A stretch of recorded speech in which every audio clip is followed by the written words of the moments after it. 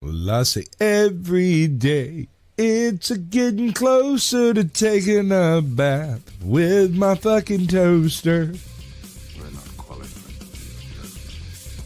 Who are you? Explorers in the further regions of experience.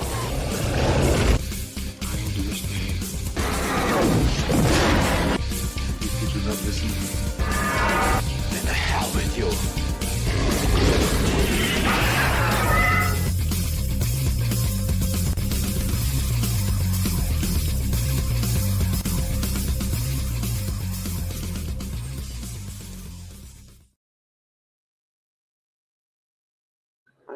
Greetings, salutations, and welcome to the very late 175th episode of Screaming Into the Void, a show where we talk about whatever the hell we feel like. My name is Sammy Lee Infamous, and today we got some shit, boy howdy.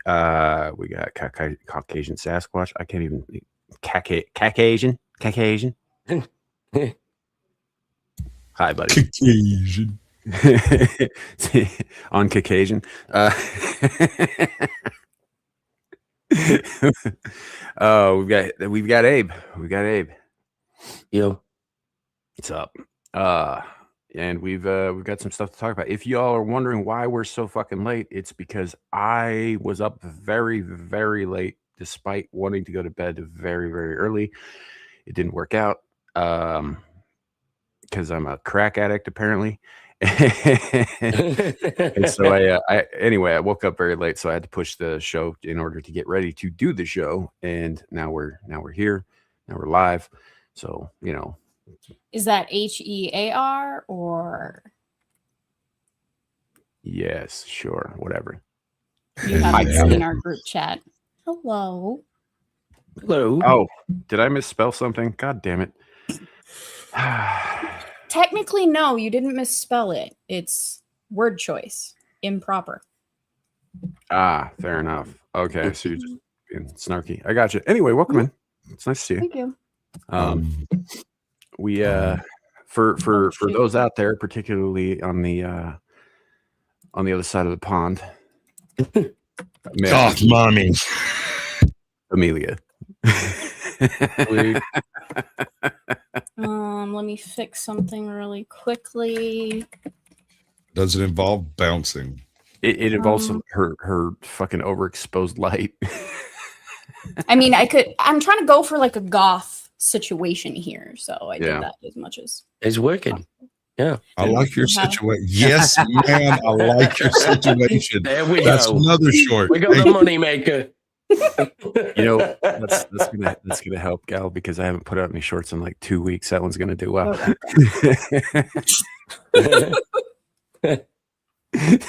So ridiculous. So I think I'm drooling. But yes, we are here. We are live. We are going to get on with the news of the day now. A few things came up this week. Sasquatch, do you want to start with your? I know you're real excited to talk about it. Should we start with the last thing? See this? You know what this is, right? So I'm going to say some words. Directed energy weapon. No tinfoil cap. Mm-hmm. No doubt. and I'm going to conclude with "I told you so." Right. Well, like I was saying backstage, our pal, friend of the show, co-founder of the show, Laurence Knight, told us in no uncertain terms, without actually saying any specifics whatsoever, because I don't think he legally is allowed to, that what we think our military has doesn't even scratch the surface. And he told us this years ago, on this very channel. So, now the military's coming out and proving him 100% correct. Not that we didn't believe him. We just, without them saying so, we couldn't exactly be like, oh yeah, they definitely have. I've said it for years as well. Like, publicly available knowledge of technology is very different from what actually exists. Right. So possibly it wasn't Jewish space lasers, it was American space lasers, but same thing. It's not. It's not the same thing. Get fucked. It's the wall. Kiss I'm not the kissing any wall. goddamn. You know what? You first. What you don't know is Abe's into that type of shit. Like kissing walls. Yeah. Yeah. No, I lick the walls. It's different. I like the windowsills. It's sweeter. That's not how it works. It's more Window intimate licking when you good use tongue. times. Your tongue kisses the walls. Ugh. You know how many hands have been on that wall, man? Ugh. Not enough. That's all. But anyway, yes, long story short, we have unveiled the fact that the United States is in possession of a number of directed energy weapons, including high energy lasers and microwave weapons, which we knew about the microwave weapons for some time, but those things are fucking terrifying. Even the Wi-Fi covered this a while back. Yeah. And it's not like, look, it's not like any of this is, you know, really in conspiracy theory territory in so much as the members of the military were not allowed to talk about it because it's classified, right? But a lot of the stuff NDAs has been documented, you know, and researched and talked about in various media, if you knew where to look, for quite some time now. But yeah, we've got stuff. We got all this stuff. So we got Kitty too. Yep. Kitties and titties. Gotta love it. Apparently, You're we welcome. use something. We use something in Venezuela that Trump is calling the discombobulator. All right. So y'all let me know whether or not y'all think I might be along the right idea of this. Some government scientist comes to Trump. Trump's like, can you tell me what this is? And he says, we have an atomic atomizing, nuclearizing, freaking spray painting laser that, and he goes, a discombobulator? And the scientist looks down and goes, okay, sir. Yeah. And I guess essentially what it is sort of a directed EMP kind of thing. Depends on which one you're going at. Yeah, just judging kind of from what they're describing in this specific post about how, like, you know, all of their radar and sonar shit is shut down, you know, and all that, which is interesting because there was speculation when we did the Venezuela strike that there were people in Maduro's camp who were like, we're not going down with this asshole. And they called up the DOW and they were like, yeah, so what do you need from us? Yeah, don't hit the button kind of thing. And that's what happened. But now they're saying that we just shut them down before we got there. So if you take a spoon and put it in a microwave, you know what happens? Yeah. Badness. Something very similar to what's behind me over here. I was going to say fire. Okay, so if you take a microwave and you aim it at a computer system, it just combobulates it.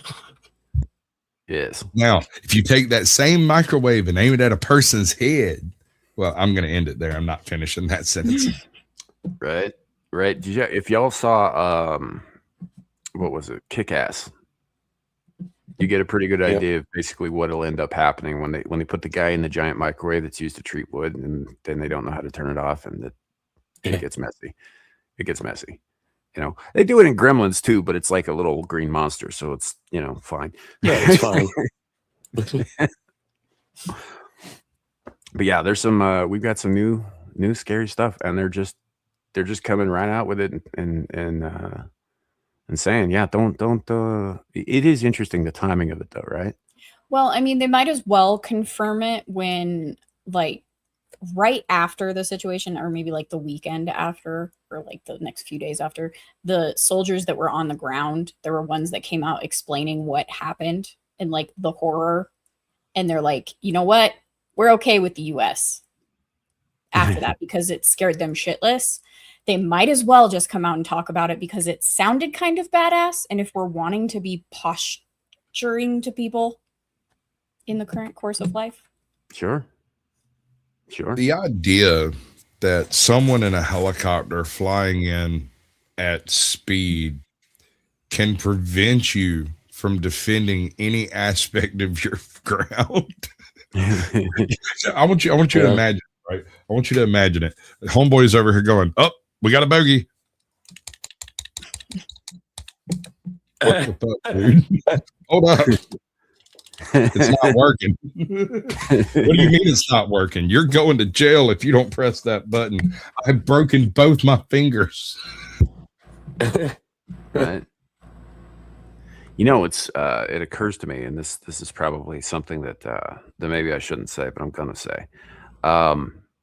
It occurs to me that this is the kind of thing you could use to, say, shut down an entire defense network. Right? Like, hold on. Trump is talking about Greenland. He's talking about building a golden dome there to surpass the Iron Dome in Israel. And I'm just thinking to myself, I'm like, and now we have a thing that can shut down, possibly in theory, the Iron Dome with the press of a button. Oh wow! I just realized what HARP's for. Maybe you won't have to kiss that wall anymore. Oh, somebody's kissing the wall, bro. Somebody's kissing something. Which is funny because during his Davos speech, Trump did call out Netanyahu. He was like, "Yeah, I said to him, Bibi, you got to stop taking credit for the Iron Dome. That's our technology." Yeah. And he's right, but like, dude, if you guys, we're gonna get into his speech in a little bit, but not the whole thing. The whole thing goes on and on for a long time. There's a lot of like hyperbole, and there's a lot of like, Trump being Trump. He basically shits on every single country in the world during that speech. Classic Trump. Yeah, no, I mean it's hilarious, but it goes on for a very long time. So we just got the 10-minute short version that we're gonna go over, but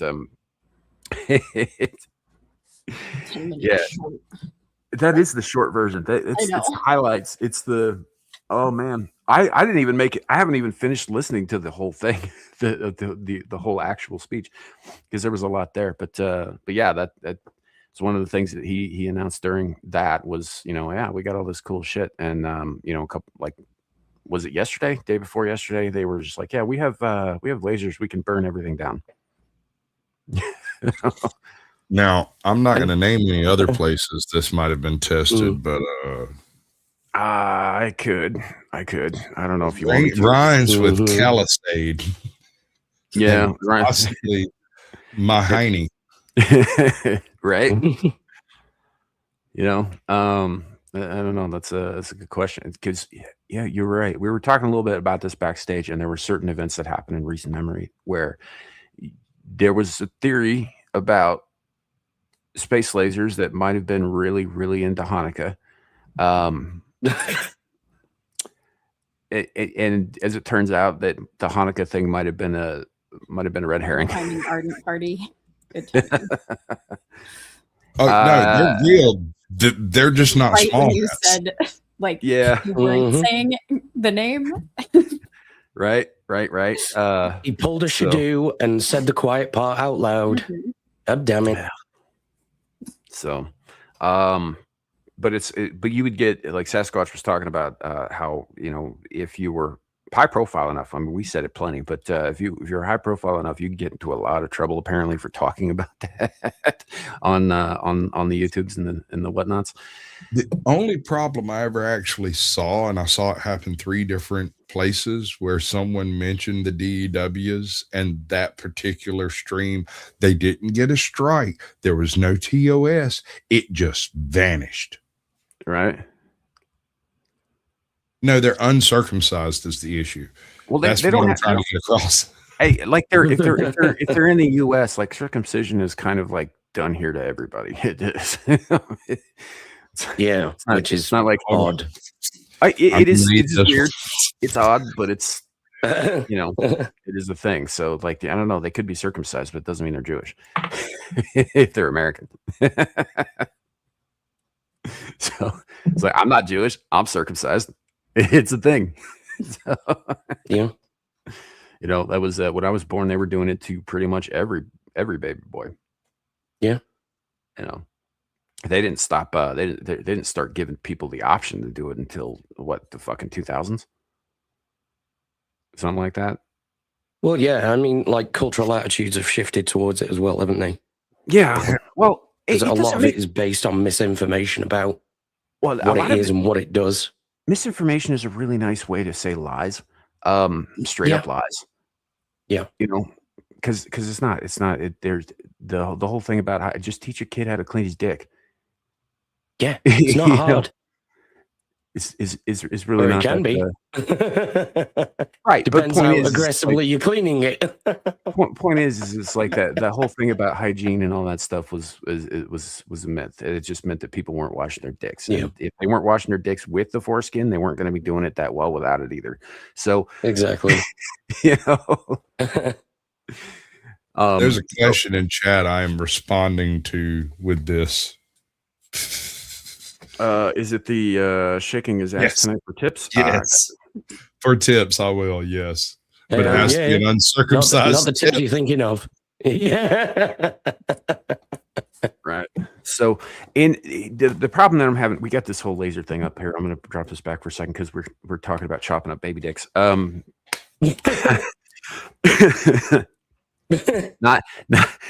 well, that's what it is. That's what circumcision is. Actively. Pretty much, yeah.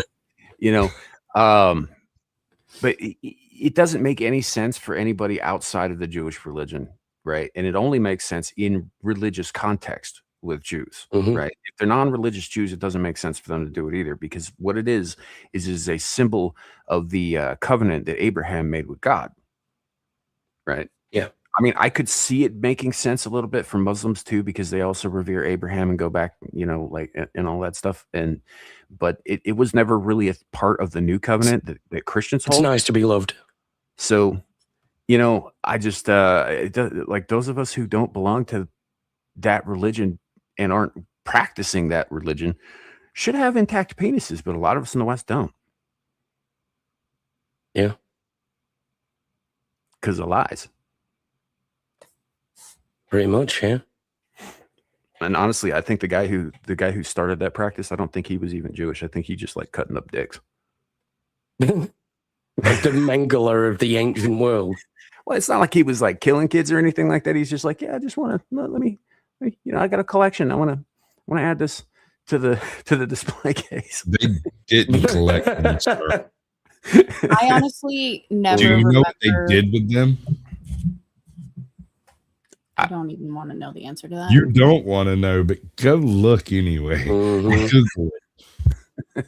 I never remember, like, I know next to nothing about circumcision because, you know, no penis, no care. So I always forget, like, wait, do Jews circumcise or do they not circumcise? I've always been so confused on all of that. And also because in the West, it's just like all babies is how I've understood it. Snip the tip. So they do circumcise. It's a religious thing that goes back, you know, however many thousands of years or whatever. But somehow that it wasn't even. And the weird thing is, right? So like Christianity comes from Judaism initially, and it spreads across the world via the Roman Empire and then later the British Empire. And all throughout Europe, guess what they're not doing? They're not circumcising. And somehow in the 1930s and 40s in the United States and Canada to a lesser extent. Where's the tinfoil hat again? Oh, should I not say that? Right. It suddenly becomes a thing here medically, and it's just like, you know, it's recommended, and then they're insisting on it, and now it's just mandatory. And it's not like we're controlled, but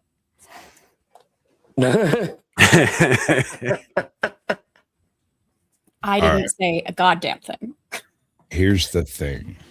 Just because you're making decisions and you think it's free will doesn't mean that the decisions weren't limited before you started your decision-making process. Yeah. So, and look, I know there's a contingent of men out there who are like, we want to be reforeskin. And first of all, I don't think that can, like, you're gonna have to take the skin from some other part of your body. It's not how that you can't just grow that shit back. It's gone. Make peace with it. But there's a contingent of them out there who are just like, this is child genital mutilation, and it is. We just look at it through a lens that it's just a medical necessity. It's like, no, you're cutting up fucking babies. There's no reason to do that. No reason at all. Yep. So I'm with them on that part. I also, though, having been circumcised myself, and I know this is probably a little TMI, but whatever. I say all kinds of fucking sick shit. Tell me more. We're literally talking about Tell us more about your dick, Sam. But it happened when I was a newborn, right? I don't remember it. I don't remember ever having a foreskin, right? It's never been an issue for me one way or the other. I thought everybody's dick looked like mine when I was young. I didn't even know. Oh my God. Circumcised was. You mean to tell me there was a point in time when you went in the shower with the other boys and freaked out? Yeah. Oh God. I Yeah. was like, what the fuck is that? Looks like a dog. He did that, or he spent an extensive amount of time when he was younger thinking about other dudes' dicks. Yeah. But Obviously. And then he started looking at them in showers. Well, I mean, everybody's dick was out in those showers.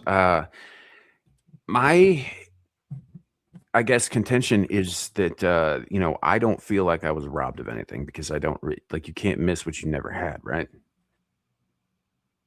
But your wife did. At the time, she seemed to not mind so much. Yeah, but that extra 3/8 of an inch might have mattered. Not when it comes to making babies, son. All that shit still works. Got you, bro. Hell yeah. Gotta bust those nuts, son. Right.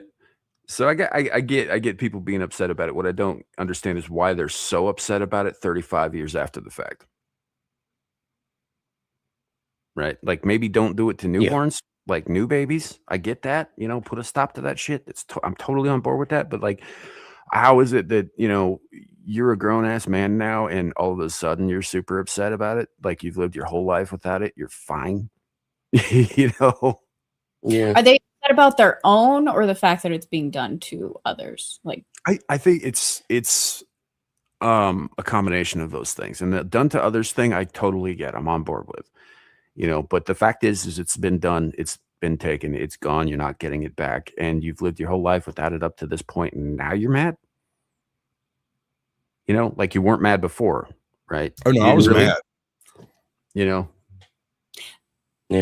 I mean, I can understand it to an extent. So like the level of anger, if it's in compared to being angry for newborn babies, your anger towards your own and not and like hating that fact. Like, I can understand a very low level anger on the totem pole, as long as it's that was a great description. No, a hoodie.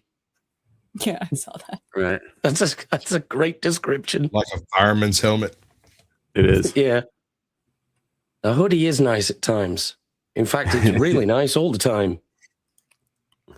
Lapo, what do you think I thought when I first saw a Korn movie and the guy was free landing? So this is such a weird question, but I'm not a dude and I just don't have penises around me at all times. Well, not all times, but like, We can change that. Oh, shut the fuck up. okay. Yeah. I hate the fact that I'm curious about this. Like, have you seen other dudes' dicks that often that are uncircumcised? High school showers, gym Right. class. So like you were looking at other dudes' penises. It wasn't Well, here's like the thing. Not saying it's on purpose, but like no, you don't like go out of your way to stare at another dude's junk, but it's kind of hard not to notice that a guy's dick so is it's out when he's that standing obvious. 2 feet Speak for away. I've never yourself, seen Sam. an uncircumcised penis, so I don't know. You've never seen an uncircumcised No. penis? You do not watch enough porn in Europe. Oh no! Yeah. I should watch more porn. Like what? Or just literally Finally. anywhere else in the world. Finally. She gets it. Like women don't necessarily go out of their way to stare at penises. They're not exactly pretty. Oh, we know. I have we a know. beautiful cock, madam. What do you We think don't we live spend with so the much fucking time names. talking you guys into looking at them? Because we know they're not pretty. And I can't even like. I'm not really into porn, so I don't even know if I've seen a full on porn. No, you don't have to actually be into it to enjoy it. Let me put No, it to you. I'm fully aware of that. But Thank it you. does have to be into you.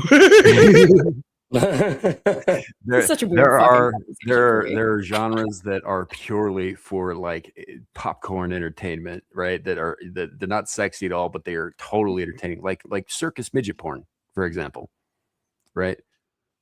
It's not a thing That's that a very specific example. It's not a thing that you rub one out to, but you certainly do point and laugh. Erin's in the chat doing woman things because she got upset at me generalizing. Well, if you're not careful, you'll be penalized. Oh my god. Lol. You know, and here's the thing, it's like, Gal, so it's more like a morbid curiosity thing. Like most of us, you know, when I was that age and in the United States were circumcised, right? So it wasn't that big a deal. It's like, oh, we're all in the shower doing the gym class thing. Everybody's got a dick, it's whatever. It was the fact that an uncircumcised penis does look very different from a circumcised one, that it's an oddity, and you're just like, holy shit, what is that? You know? So Yeah. What did Bush say? I don't know what Bush said earlier. I wasn't paying attention to chat. Know what you call a cheap circumcision? Fucking hell. Yeah. God damn it, Bush. Yeah. Are you happy now? Are you happy now, Bush? There you go. All right, that was funny. That was funny. Anyway, so this is the first major derailment of the show. We weren't actually going to be talking about baby dicks. I mean, how did Venezuela? Space lasers. Oh, you know what? Yeah. We circumcised their defenses with the discombobulator. Yeah, that's what it was. It definitely was not lasers. We could definitely call it. We could call the discombobulator the moil. Huh. Right? Damn it. It just goes in and gets rid of the extra bit that they don't really need, right, to defend themselves against us, because there's no defense against us. I just thought of something kind of ironic. Klaus Schwab spent time speaking about penetrating cabinets. Trump spent time penetrating Venezuela. Yeah, that's true. Yeah. Speaking of which, I did want to bring this up. Klaus Schwab is out, right? Dude got caught embezzling funds. Everybody who talks about him now, though, they're like writing articles. It's like, oh yeah, he was, a founder of the WEF, and he did all this magnanimous shit and all blah blah blah. And not one of them mentions the fact that he got kicked out because he was fucking stealing from them. I do find it interesting that Sam started roboting when he started talking about Klaus Schwab. Yeah. I mean, it could be nothing. But Did I? Not too long. Yep. Oh, you're good, bro. I got it. Don't repeat it. And all right. Please don't kill me, Mr. Clinton. So anyway, he's no longer in charge. You know who's running this year's Davos conference? Fucking Larry Fink and the head of Roche. Yep. Right? What you were saying at the top of the show, Sasquatch, no more fucking no more tinfoil hat required. They're just straight up doing it. Yep. I'm just gonna have to throw this thing away. It's not gonna be worth a damn here in a couple of months. I don't know. Right? I don't know who this is. Yeah, give it maybe half a century, turn it into a bottle cap. It will be worth something. Larry Fink is the head of BlackRock. Yeah. He's Yep. the guy. Yeah. Awesome. Yeah, That's and Roche wonderful. is a worldwide evil pharmaceutical firm. Mm-hmm. They hosted a little event a few years ago. You might remember it. I can't remember what they called it. COVID? Maybe. Yeah, sort of. Maybe. I don't know what you're talking about. Never heard of it. Never. They're certainly not talking about anything penetrating or skin. Mm-hmm. Yeah. Laugh. So Go ahead. It's worth it. Come on. I went on a limb with that one. Yes. No, it's some there's some dark shit, dark days ahead. I think you know, a bunch of unelected sons of bitches over there deciding, oh, you know, we're gonna do all this crazy shit that has, you know, should have no backing whatsoever because we're not, you know, involved in government, except they are involved in government. Except they're penetrating cabinets all over the world, bro. Yeah, and I doubt they're using any lube when they do it. no, they're not. They're not like Don Lemon holding on to that soap for dear life. That was. Got a question. Do you reckon Ilhan Omar and Don Lemon will end up in the same penitentiary? Do you reckon she'll end up pegging him when they do? I know that part's the question is whether she'll get a chance. Yeah. I don't know, man. I don't know that she would end up in a penitentiary so much. I think it's more likely that if anything happens to her, which I don't know that that's going to happen, but if anything happens, yeah, she will be denaturalized and sent back. Yeah, just fucking deport her already. Right. I mean, and to be fair, getting sent to Somalia is like a pretty nasty punishment. Yeah. So, you know, being sent to a U.S. prison would be a luxury in comparison. Right. And that's saying something. Right. So, I mean, if you think about it, like up until, was it like 9 years ago, rape was legal in Somalia. I am shocked. Sir, it's only illegal on paper now. No, I know they're still doing it, but technically there's a rule now. You know? Somebody needs to tell them. Right. So, yeah, well, that's kind of the point. Is like they didn't make it illegal until like 9 years ago. Up until that point, nobody gave a shit. They were just like, "Oh yeah, let's just do the thing." You know, horrifying little country full of horrifying little people. Small-minded, if you will. Large-minded enough to establish leering centers all over the great state of Minnesota. Leering centers as far as the eye can see. You know, I don't know. I think they're just about eating bananas and rice. Yeah. I'm not touching that with a 10-foot pole. Anyway. Well, I mean, that's what Omar said, you know. That's a quote. Well, Legit. it wasn't Omar. It was the Juicy Smollett of the Somalia community. Yeah. Did you see that chick that, like, she got called the N-word while she Oh, no. was detained? Dude, Joe Cool called me the N-word 75 times yesterday on a stream. It was a single sentence. I said the N-word on a Saturday stream last week. You know, or a month. No, it was Monday. It was a Monday stream. Yeah, this week. You know, I said it yesterday on the phone with Sam. Right. The hard R and the soft A. I'm in Georgia. I can't do this. But I will say the word boy now. And that's just because he's a fan of the God of War series. Yeah. Come here, boy. Show me what you got. Before Boy. Before we continue on, for those of you out there who may take offense at a mostly white dude saying particular words, particularly online, where people can hear them, they're just words. They only have the meaning you assign them. They only have the power that you give them. They're just words. I don't even accept that much power. To saying the actual word when I said the N-word earlier. And I caught myself. So you're welcome, Squad. Well, here's the thing. Yeah. Those words, as Sam said, has the power you decide to give them. And if you don't decide not to give them power, then they're useless. But they have exactly the same effect as wind blowing through a knothole in a tree in the forest. Mm-hmm. Mm-hmm. There's no difference. It's just noises coming out of a useless hole. How dare you? Coming at us all with this bullshit sticks and stones ideology. You're so insensitive. I don't care anymore. See, you hear about her here. She's betraying her cosplay over here. You hear about the whole fatigue issue, and they want to hang the term black onto the front of it and say it's black fatigue. That is not the case at all. It is victim fatigue. We are so sick and tired of being cry-bullied into corners by people who just scream racist, racist, racist. We don't care anymore. You will not shut me up by trying to say that's insensitive. Fuck your sensitive feelings. Don't care. Yeah. No, I'm with you on that. I am.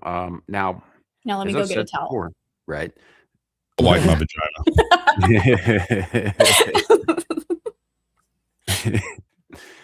Reason is reason, no matter what you call call someone. You know? Yeah.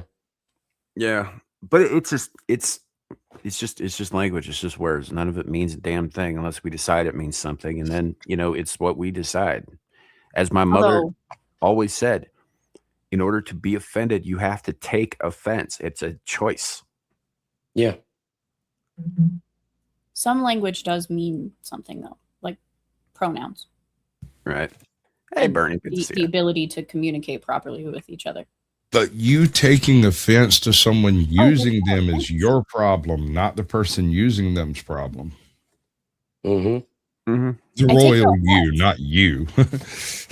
I mean, look at you. Yeah. You're not taking offense currently, and you would have been offended before the show started if it was going to happen. Yeah. Plus, she can kill you with her pinky. So, Don't give away my Hey, my nipple's hard. Hell yeah. Not yours, mine. I'll bring I ice. was just checking. It's She was cold. like, me too. Yeah, I wasn't going to say it. I was just telling him to calm down.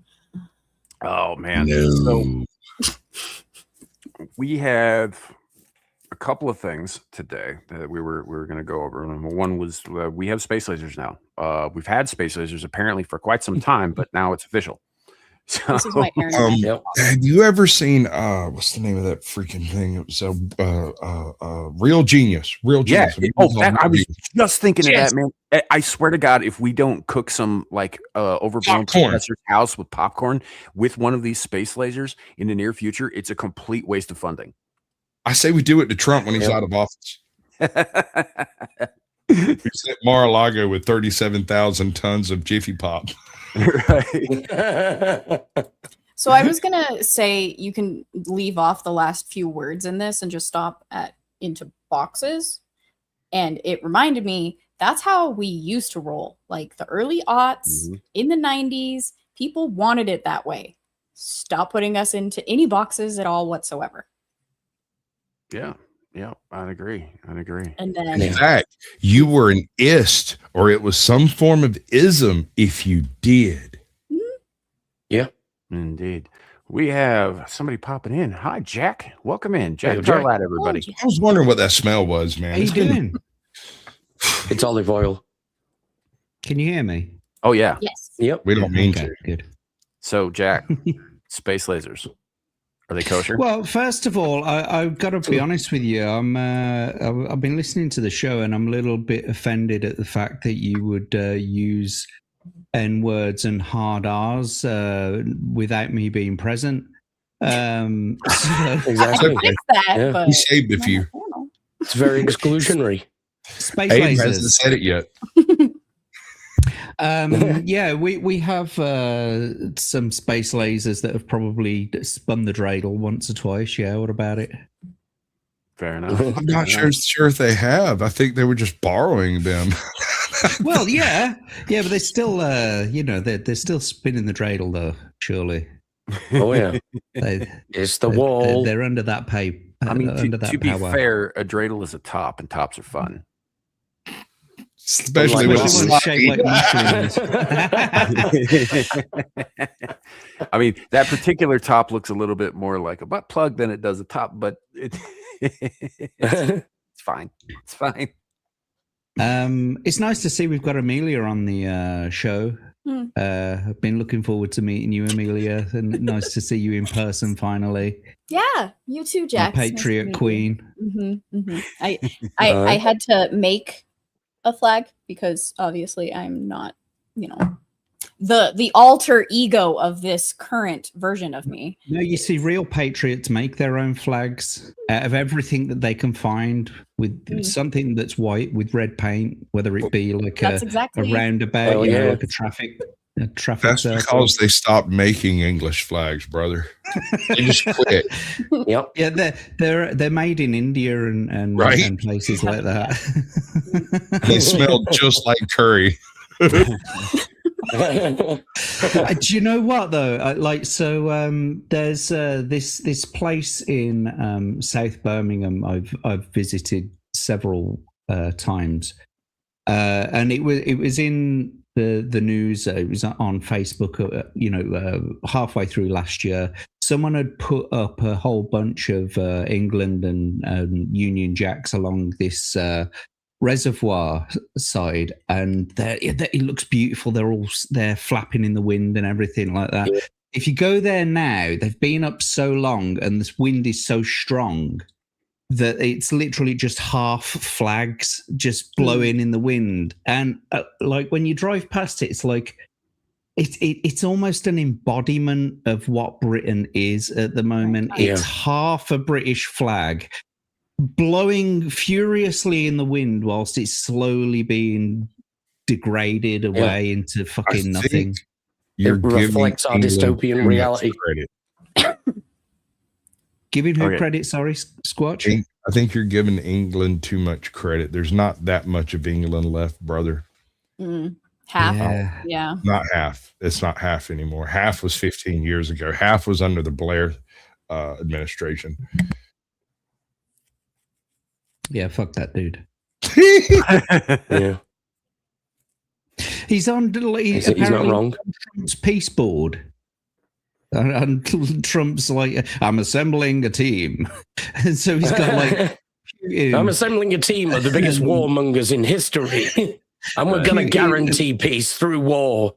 Blair and he said to Mark Carney, yeah, sorry, we've rescinded our invitation to you. I don't think Emmanuel Macron is on there. I think Trump said he's not going to be in power very long. So yeah, but Tony Blair apparently is on this board of peace. I wonder if he said to Macron, you don't deserve to wear those aviators. Take them off. Show the world what kind of a cuck you are. Yeah. All right, so real quick. Anyway, because, space lasers. we need to clarify something for our American audience. Apparently, if you haven't been paying attention online, Amelia is in reference to Gal's cosplay is in reference to an NPC character in a government-sponsored video game, quote unquote video game, called Pathways that was released.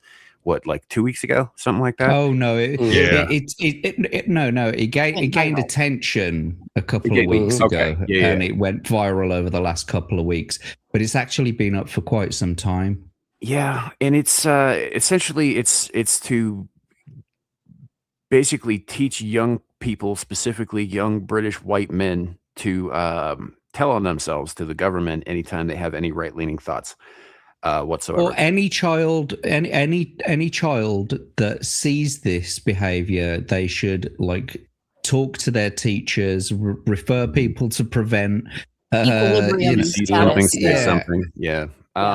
And it's so it's so one-sided. You know, it's like all of the extremism seems to be coming from white people, white nationalists who just want to, remigrate all the criminals and the wrongdoers in our society. Now, the part that gets me is that Amelia basically embodies this, right? She's the character who's attempting to tempt away your they/them main player from doing the quote unquote right thing and all that, and all of her opinions are basically based British opinions. They made a huge misstep with the character design from jump. Yeah, because they do not understand the younger generations. A fucking goth chick with colored hair to be this deterrent is not exactly the current culture right now. I'm just saying. Yes, mommy, tell me more. I'm technically the AI version of her because her hair in the game, the interactive like book thing that it is a different color. But the AI, when it became essentially a meme, my hair color was practically perfect. Just ignore the roots. Yeah, it is. And that's the thing. That's the thing is this character blew up. This character gained a following. This character has now become a viral meme across multiple internets, as far as I can tell. No, And don't listen to the hot base chick, guys. she is. That's exactly it. This is the single most spectacular backfire of government propaganda I have ever seen. And their reaction once it went viral was even better. Yep. You know, it's incredible. It really is. And because like they took down the game once they realized that Amelia was a problem. Well, I don't know about that because people kept reporting that it went down, but it only went down one night for me. And it was the night that I had gone into. It was the night after I'd gone into the files and pulled out all that extra material. And I thought, well, maybe they've shut it down temporarily because they've noticed that, fixing certain things. You can only get the right end.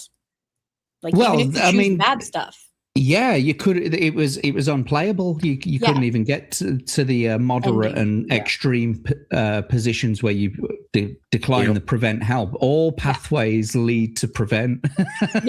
That's essentially it. It doesn't matter what you do at all. Even though you made all the bad decisions according to the government. This bears a question.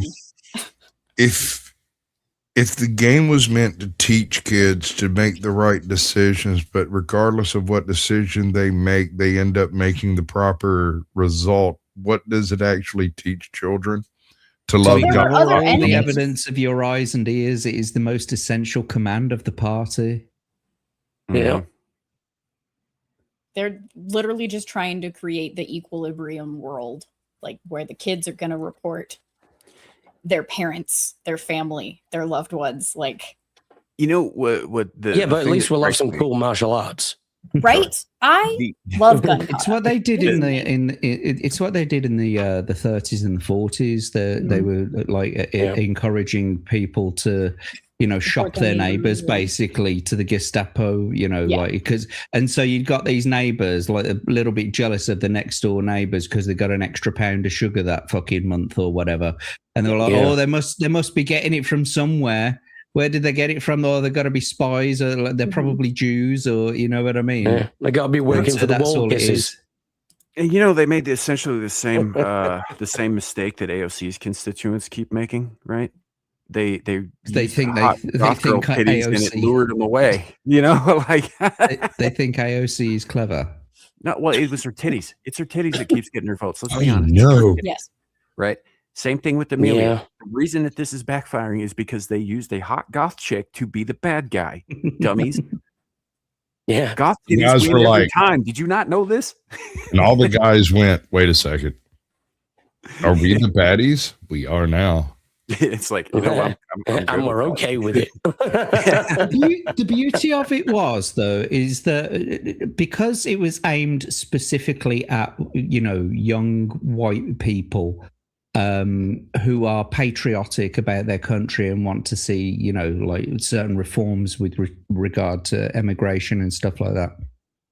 Because it was aimed at those people,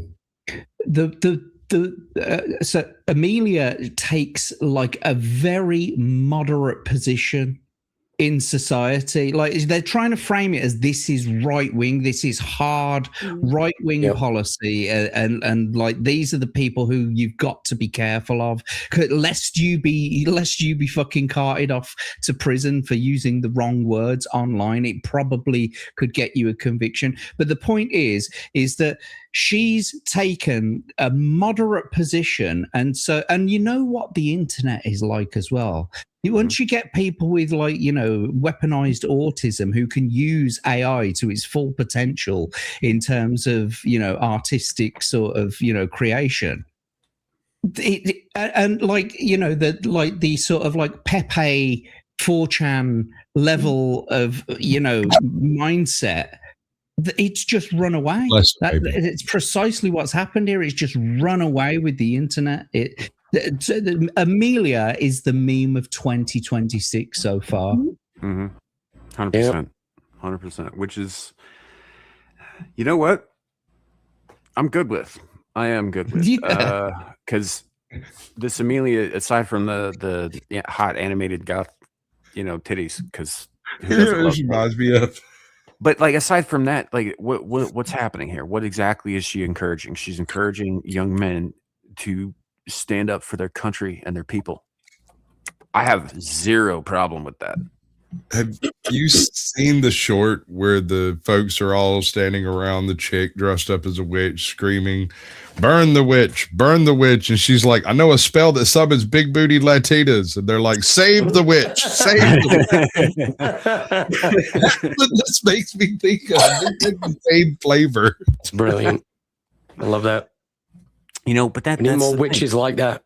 That's the thing. It's like that's how they get you. They're just like, oh, well, you could end up in jail. You could end up in jail. And here's the thing: that threat only holds power so long as the people realize that the people don't realize rather that there are more of them. Yeah. It's like the teacher problem, right? There's a limited number of people in the world capable of dealing with the type of BS teachers have to deal with, and most of them can't teach, right? And so you're left with a handful of people who are in charge who shouldn't be, and a bunch of people who think they're in charge, and some few folks in the group that are like, nah, what is she gonna do? She's a teacher and she can't teach. Now Right. what? I mean, have you seen our scores over the past 2 years? I find it funny that you instantly made it a gender thing. Like you said she and her for teachers. Sure. The reason I find it interesting is because growing up, I had like an even balance of male teachers and female teachers, and it's a completely different environment now where it's all just at which mostly- stages though would be my question, because when I was in grade school, the only male teachers around was the principal and the vice principal. Everybody else in the classrooms were female, but when I hit junior high, then I started to get a more even mix. So for me, it was honestly when I said like in school, I was more meaning the grades that matter, not like elementary. Like in the reading and writing and arithmetic, none of that matters. Yes. I don't care about the gender. I'm talking about their capability of teaching a student to accomplish tasks and think critically. Well, so the reason I'm bringing this up is because my brother and I like had a discussion where we were talking about the male teachers were the only ones that we liked. There were like maybe a handful in high school of female teachers that we actually liked, but we learned nothing from the other ones because they were just bitchy, whiny, and they would not like focus on any of the important shit that mattered in life. Like even just the subject matter that they teach. Although I love languages, it's not really that important in the grand scheme of things when it comes to the small scale. I don't know. Like just sorry. Blue collar jobs are kind of the foundation of life, and you don't really need language for that necessarily unless illegal immigrants are around. But you should still need problem solving. Exactly. So like our math teachers, our history teachers, those were the male teachers for me growing up. And when we were in school, our Podunk, Montana school for grades was in the top 10 in the nation. And for the record out there, for those who don't know, Podunk is the actual name of the town. No, it wasn't. Thank you very much. I'm not going to say the actual name of the town. As an observation, and you can make of this what you will, from 3rd grade to 7th or 8th grade, my county and my school had the highest scores in the state. And I think that was because we had some truly fantastic teachers, and they predated all of this top-down bullshit. Mm-hmm. Well, they actually cared about educating and not indoctrinating. Right. Yeah. I gotta say, during my sort of like primary to all the way through to secondary, because I didn't go to college or university until much later. So like throughout my primary and secondary school, I didn't get opinions from teachers regarding anything. Basically, all had to be fact-based. sort of stuff, or not that it had to be, it just was. It was all like, this is your lesson for today, right? We've got to get we've got to get your writing down. Yeah, you're not joining up your letters correctly. You know you know that your times tables, you've got to have those down pat. Not like, you know, what's your times tables, and if you were like a transgender fucking flip-flop, you know what I mean, and you identified as whatever you want to, you don't have to do your times tables because, you know, of equity. It's like, no, we're all given the same fucking opportunity here.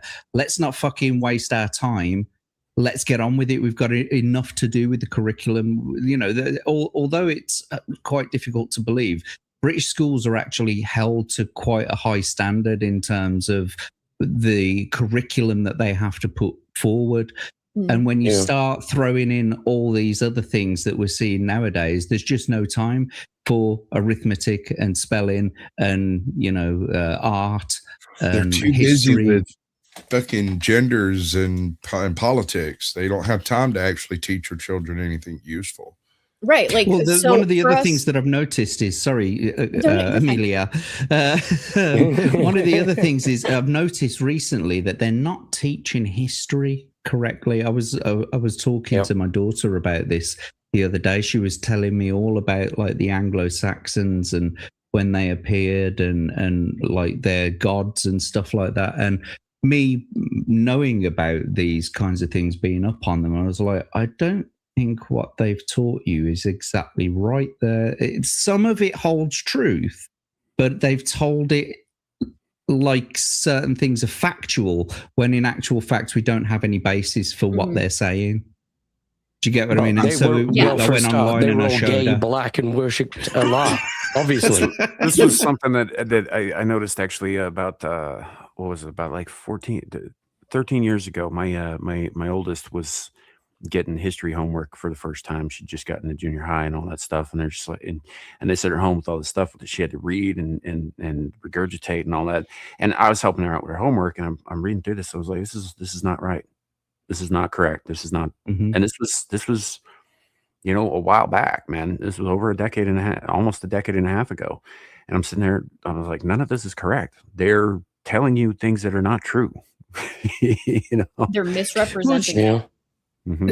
I think you had something that you wanted to say, didn't you, Amelia, about it? Actually, what's funny is the main reason that my brother and I even had that conversation recently was that exact subject matter is that history's not being taught correctly. It's being taught from like an ideological sense. Like we all know this, right? I said it a little earlier that they're not teaching you how to think, or these kids, they're teaching them what to think. Straight out of Serenity. So even just teaching about history and communism, they're not teaching what communism is. They're teaching why it just hasn't been done right or why it's good. Yeah. They're putting their own opinions into it. Go ahead, Squatch. So if you took a liberal from 1966, time traveled them to 2026, they'd be a Republican. Yeah. They'd be horrified. And if you took a liberal from 2026 and teleported them to 1966, they'd be in an insane asylum. Yes. Most likely. Most likely. Especially if they were chopping parts off themselves and dyeing their hair funky colors. I mean, or calling for it to happen to other people, and especially minors. Anywhere else in the world, that's self-mutilation, man. Oh my God. Can you're you imagine? You're a danger to yourself and possibly others. They'd be like bizarro neo-Nazis. Oh man, can you imagine a modern liberal walking down the street with 1966 Latin kings standing around? You know what I'm saying? Like they're like, "Hello, fellow colored people. No, they wouldn't be brown too." They'd be dead in it. Be like that. Bless my lucky stars, a Negro. Right? It'd be like that Bill Hicks sketch where the hooligans from Shaftesbury go up against the Crips. Right? It's like, honestly, I'd love to see modern day Black Panthers go back and meet the original Black Panthers and see how that goes. Well, the original. Well, I'll Black tell you how Panthers that'll were, like, go. There would be some actual dead commie new super Camp people, Panthers. so. Yeah. I could hear Squatch. I could not hear Sam. Sorry. Yep. Oh, it's fine. The original Black Panthers were actual commies who killed people. So, Well, have you seen what's going on with the Black Panthers lately, Sam? I haven't honestly paid much attention to a lot of that stuff lately. So. They're talking all this big talk about how they're gonna go to Philadelphia and fuck up ICE, and because they're not just about Black people, they're also about protecting illegal immigrants. And the niece Since when? This is the modern times. It makes sense because Philadelphia is the home of AIDS, right? It's the city of brotherly butt love. Yeah. The niece of the founder of the Black Panthers, like, put out a TikTok or Instagram. I saw it on Instagram, basically calling them out and threatening to sue them because that is not the origins and the way of the Black Panthers. Oh, that's it was a whole funny right. thing. But the problem here is, I'm not like, saying the Black Panthers. Even she's watered down because she's threatening to sue them instead of I going know. to their house and beating the shit out of them. Yeah. I Has swear. anyone seen one battle after another yet? No, I haven't watched that shit. All right. Fuck that movie. Barbie. Do you remember the Barbie movie? You remember how they thought it was going to be such a left-wing slam dunk, and then every right-wing Chad looked at it and went, "Oh, fucking base! Look at this!" Right? I They am processed it. Yeah. Dude, I have a King Cluu avatar. Yes, I'm aware. Oh shit. This movie spends so much time saying the quiet part out loud that by the time you get to the end of the movie, you realize they're all absolutely stark raving batshit crazy, and that the supposed supremacy they're fighting against is literally in their fucking heads. And the horrible decision making of the prime character who dips out halfway through the movie is the reason the entire plot takes place. Has nothing to do with anything else that's going on in the film. But if they had filmed it in the 60s, it could have been the Weather Underground. Yeah. Oh, God And damn there it. he is. Jesus. Hello, Ken Cluu. He is most certainly Knuff. He's more than Knuff. That's a bit extra. It was a thing at the time. I don't know. Everybody was doing it. I got on there, and there's some pink tentacles on it. It was a good time. It was a good time while it happened, but I don't use that avatar a whole lot anymore. I just think it was relevant to the conversation. Well, people in chat were calling for it, so Mhm. not necessarily calling for it, but reminiscing upon it. Right? I think green looks better on you, Sam. Yes. I agree. But I don't know. I mean, I kind of wish my stomach was cut like that. But anyway, Yeah. it's not. It's not at all. Give me a scalpel. We can make it happen, bro. I mean, so could I, dude. I don't need you for that. No. Give me the Just give me a scalpel. contouring pack. I could do it in no time. No. That would be less. I want to get some with a bit of ads here, bullshit, bro. it's fine. Right. I want to do it Trump orange, though. Yeah. Speaking of Trump, So I was trying to keep this from happening, folks, but he's on Here it. we are. You now were trying very hard because you had it up in the back. Producer.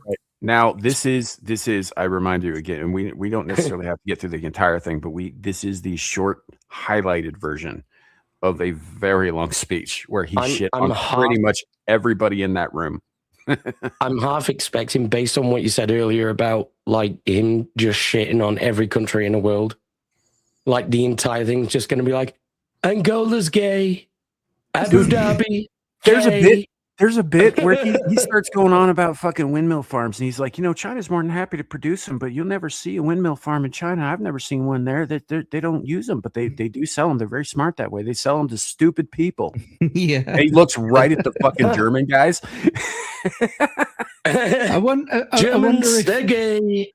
I wonder if Ed Miliband was here at this conference, because he deserves to be roasted about our energy and the fucking offshoring. and solar panels. Solar panels in one of the most temperate climates in the world. You know, we got like pissing down rain half the time. Right. It's covered in clouds, loads of wind. Yeah, we get sometimes. 5 minutes of fucking sun coverage a year. I kind of want to adapt that line from 28 Days Later, where Brendan Gleeson's like, "Not in fucking England." He was talking about too much sunshine in that scene, but I think the line works. Yeah. And Anyway, FYI, that's the only movie in that series. Let's go. For anything, and we never got anything. We probably won't get anything unless I decide to use excessive strength and force, where we would be, frankly, unstoppable. But I won't do that. Okay? Now everyone's saying, oh, good. That's probably the biggest statement I made, because people thought I would use force. I don't have to use force. I don't want to use force. I won't use force. Because of the implications. All the United States is asking for. Yeah. Well, that's this thing. He's like, he's like, well, I could use force, but I won't use force. Like anybody who's ever watched like a fucking mob shakedown in anything ever knows exactly what he is. Gosh, it'd be a real shame if we just came in here and fuck you up. I could bomb you into the Stone Age. I could, but I won't. But I'm not going to do that. I'm going to give you an opportunity. I'm going to make you an offer you can't refuse. He's like, look, I know he's in New York, but he kind of sounds a little bit like he's from Jersey. Jersey. Oh, I mean, geez, dude, he's not from far away. Oh, man. There's a place called Greenland where we already had it as a trustee, but respectfully returned it back to Denmark not long ago after we defeated the Germans, the Japanese, the Italians, and others in World War II. We gave it back to them. We were a powerful force then, but we are a much more powerful force now. After I rebuilt the military in my first term and continue to do so today, we have a budget of $1.5 trillion. Peanuts. More. More. I've explained my concept of global manifest globalism, right? Yeah. Yeah. Okay. I feel like we're having a synergy moment here. Oh, I think you're sharing a brain cell with Trump on this whole thing, honestly. You know, like, and look, I've been anti-expansionist and isolationist this entire time, right?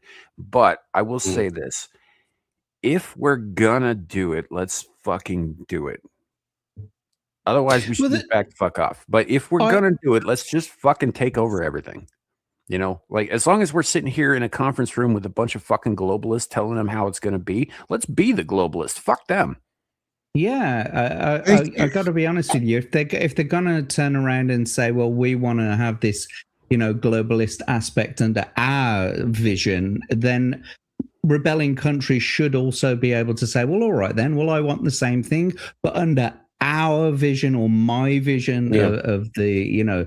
But I mean, let's just realistically keep with it within our borders. Yeah, spend a lot of money on defense, because that's really all you need to be caring about, is staying within your borders, making sure that you're prepared for defense, but also you need to be prepared for the offense as well. Mm-hmm. If it kicks off, it's no good just sitting there going, oh, well, you know, we're only going to attack if it comes to our shores. You know, you've got to be ready to send people out there, like what's going on over in Iran at the moment. Apparently, all of the the navies over there at the moment, and they're ready to deploy. You know what I mean? They're just ready to go on command. If you turned Iran into a self-lighting glass-floored parking lot, it would not affect the quality of the oil in the least. No. Thank you. And as far as staying within our borders and not bothering other people, every single roach on earth is scattering straight to the U.S. and has been for the past 20 years. Mm-hmm. Let's return the favor. If we're going to be a multicultural society, let's do it. Let's do it. Yeah. Bless you. So what we have gotten out of NATO is nothing except to protect Europe from the Soviet Union and now Russia. I mean, we've helped them for so many years. We've never gotten anything except we pay for NATO. And we paid for many years until I came along. We paid for, in my opinion, 100% of NATO because they weren't paying their bills. And all we're asking for is to get Come on. Greenland, including right title and ownership, because you need the ownership to defend it. You can't defend it on a lease. Number one, legally, it's not defensible that way, totally. And number two, psychologically, who the hell wants to defend a license agreement or a lease, which is a large piece of ice in the... Well, if you're going to own nothing and be happy, these are the guys to talk to. I agree, but also the Brits had Hong Kong on a lease for 100 years. They defended it pretty well during that time. Yes, we did.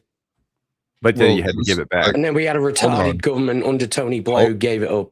What? And now look at those people are oppressed. The lease came to an end, man. Like he did. Obviously, he didn't fight for it and renegotiate, but that lease was over in 1997. No, it wasn't. But hold on, you didn't defend it from anyone but the Hong Kong. you held it. That's true. I mean, Macau, maybe.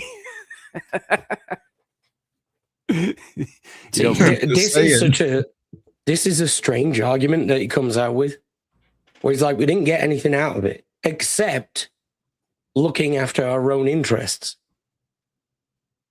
That's the bit that always drops off these speeches.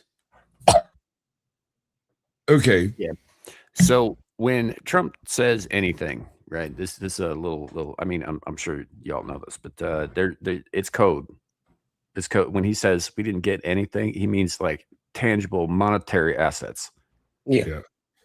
Right. He's not talking about like, oh, well, we got a little piece of money. We got a little bit of security. We got a little bit of, our own interests served here and there and all that. And yeah, you're right. He doesn't talk about that shit. That's not what he's talking about, though. That's not what he means. No. So he's like, you guys didn't send us a bunch of free shit for paying for this, which I guess it wouldn't be free. That would be transactional, but still. I've noticed an odd thing here. The little circle from the World Economic Forum has the line going through all the O's right there. Yeah. And it looks like something is loading. It's a loading bar. And they're, third of the way through? It does. It also, if you separate all those little circles, it looks like a bunch of sixes, doesn't it? Yeah, it does, doesn't it? You guys need to start following Illuminati bot. That's all I'm saying. Did you know that the circular weighting thing or any weighting thing is technically called a throbber? I thought it was a dog. Yeah. No, it's called a throbber. I suddenly don't like you anymore. I just say it's buffering, but all right. But anyway, it's technically that weighting thing is technically called a throbber. That's the third time you've made that statement, sir, and I do not appreciate it. Not getting easier to swallow. She's Throbber.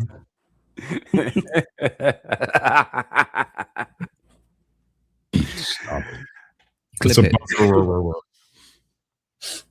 Middle of the ocean where if there is a war, much of the action will take place on that piece of ice. Think of it. Those missiles would be flying right over the center of that piece of ice. Canada gets a lot of freebies from us, by the way. They should be grateful also, but they're not. I watched your prime minister yesterday. He wasn't so grateful. They should be grateful to us. Canada. Again. Dude. Fucking thug life mob and shit over here. He's like, I think you should be grateful to me. I don't know what you heard about me. he's like sitting here. He's like, I think you should be very grateful. And he's very staring subtle, man. He's staring some dude in the front row down like he owns the guy. He's just I'm like half surprised that he didn't start talking shit about Quebec and then mean- walked over to Macron and took the aviators off his face and then put them on. Yeah. And then the Full-blown thug life thug sound life. starts. Yeah. That Holy would have shit. been awesome if he had done that. Well, because star. nothing would have happened. He would have taken him and put him on his own face, and no one would have done fuck all. I don't know. I wouldn't want to touch the same thing that guy. I understand. Yeah, leave Macron alone. He gets beaten by his husband a lot. Yeah. No, that's not our problem. That was his decision to Didn't make. somebody recently get sued into oblivion for suggesting that his wife was a dude? Well, no, they Maybe. didn't. I didn't suggest. suggest his wife was a dude. They stated. Yeah. There's a few people that are being sued for that right now, Yeah. including Candace Owens. By the Figure way, out who I am. have you heard the time travel theory? Oh, which one? Charlie Kirk. Oh no, Oh, here we go. heard Go that. on. Oh, I'm God. not going to get into it. We're going to do the video. We're going to do the video. Okay. Just go Google it if you got time. You'll end up on a Is list. this a but it's worth Candace the- Owens thing? Candace Owens, yes. List. Oh. It's worth it. No, Candace She's Owens for me, been thank you. off her fucking rocker lately. I don't know. Mhm. Like, I used to I think listen she to her, and I always used to Well, be thinking, That's the thing, Jack. And Like now I'm Candace watching her. Owens- Hang on, I'm watching her now, and she's just.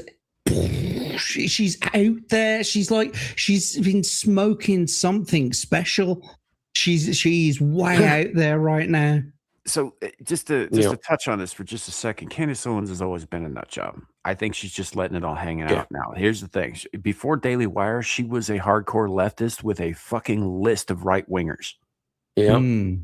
Dude, I sat down right before she got snipped off the wire. I was sitting with a whole panel of people who were just freaking praising her up one side and down the other. And I was like, yeah, she's a very lovely woman. And, you know, I definitely smash, not a pass, but she's going to have to shut up because I can't deal with the lies. And Yeah. you're like, no, she's telling the truth. She's doing it right. She's doing it. And I was like, dude, just wait. Just as soon as all of this shit bubbles away and the veneer peels off, her ass is gone. And they literally booed me almost off the panel. I had to sit there muted for like 15 minutes because every time I unmute, they just tell me to shut up. And here we are. There was 3 weeks later, her ass was in the wind. No, she's gone, you know, full batshit. And I agree, Jack, that she's letting it hang out a lot more now. But I think it really became apparent right about the time she got fired from the Daily Wire, and all of a sudden space is fake and the dinosaurs made up Jews to fuck with Christian faith. Or the other way around. 50% right. The other way around. The Jews made up dinosaurs. I think the dinosaurs made up the Jews, and that's what's really happening. It's Right. like that Well, Rick and Morty. Honestly, episode that where statement there's, works like, either way in her the case. sentient dinosaurs. I think that's what's There you going go. on right now. Like The you know, we Silurian talk theory. about the lizard people who live under Yeah. the ground. It's really dinosaurs. They've had all these millions of years to become sentient, yeah. and those are the lizard people that we talk Jews are about. the Bro, I've psyop. seen Jews Iron are the Sky too. psyop. The lizard people. Look up the Silurian That was a great documentary. hypothesis. Look up the Silurian hypothesis you just Yeah, described. it's a real thing. Yeah. Okay, well there we go then. It's because of the United States. Remember that, Mark, the next time you make your statements. So other presidents have spent, whether foolishly or not, trillions and trillions of dollars on NATO and gotten absolutely nothing in return. We've never asked for anything. It's always a one-way street. It's true. Now they want us to help them with Ukraine. And we say, we're going to. I'm really helping, not even them. I want to see, last week, if you saw, it was 10,000 soldiers, but last month it was 31,000 soldiers died. 31,000. That's this room times, the number of people in this room times 30. Think of it. 30,000 soldiers died in 1 month. The month before it was 27,000. The month before that it was 28,000. The month before that it was 25,000. It's a bloodbath. Europe. Say that again. Oh, I'm just wondering that they really had that many people. Russia does. Russia definitely. No, I does. was thinking just Ukraine. He's probably combining. I mean, if those numbers are accurate, that's fucking horrific. Yeah. And he's talking about everybody who's died. He's not talking about the specific war. country or the other. Yeah. Yeah, my because he started by mentioning Ukraine, my brain was just focused on Ukraine. All right, carry on. Sorry. I'm helping NATO, and I've until the last few days when I told them about Iceland, they loved me. They called me daddy, right? Last time. Yeah. Oh, What the Trump. fuck? Cover me harder, daddy. No, but I think someone actually did make a They did. comment like that. Yes. Oh, it's still funny when he says it like that. Mhm.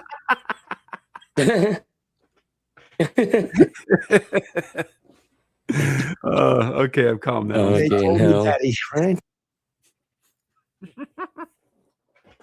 Iceland, they loved me. They called me daddy, right? Last time. I like the God, fact I that need he's that. got Iceland and Greenland confused as well. Yeah.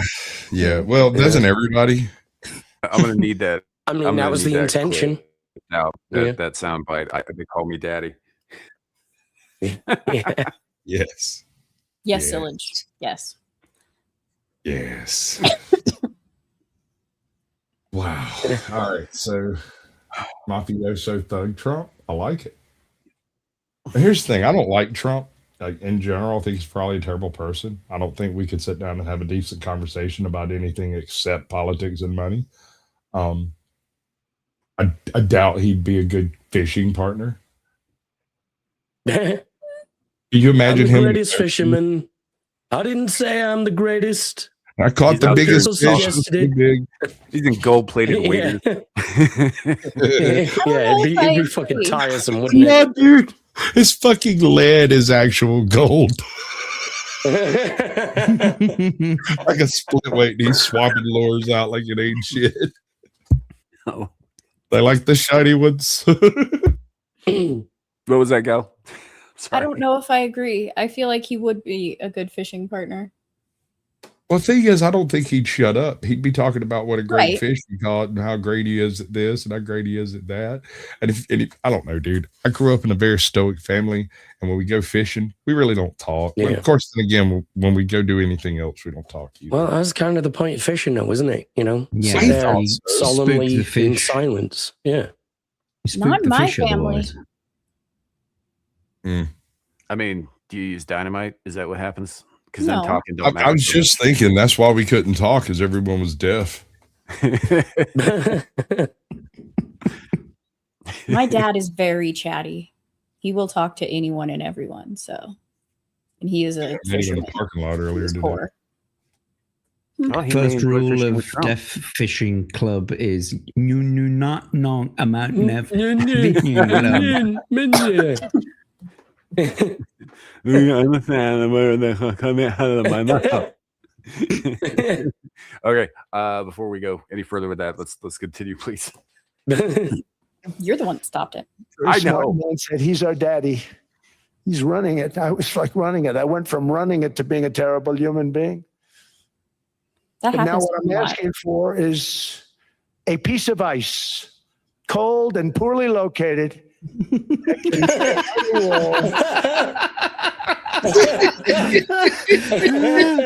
Poorly located.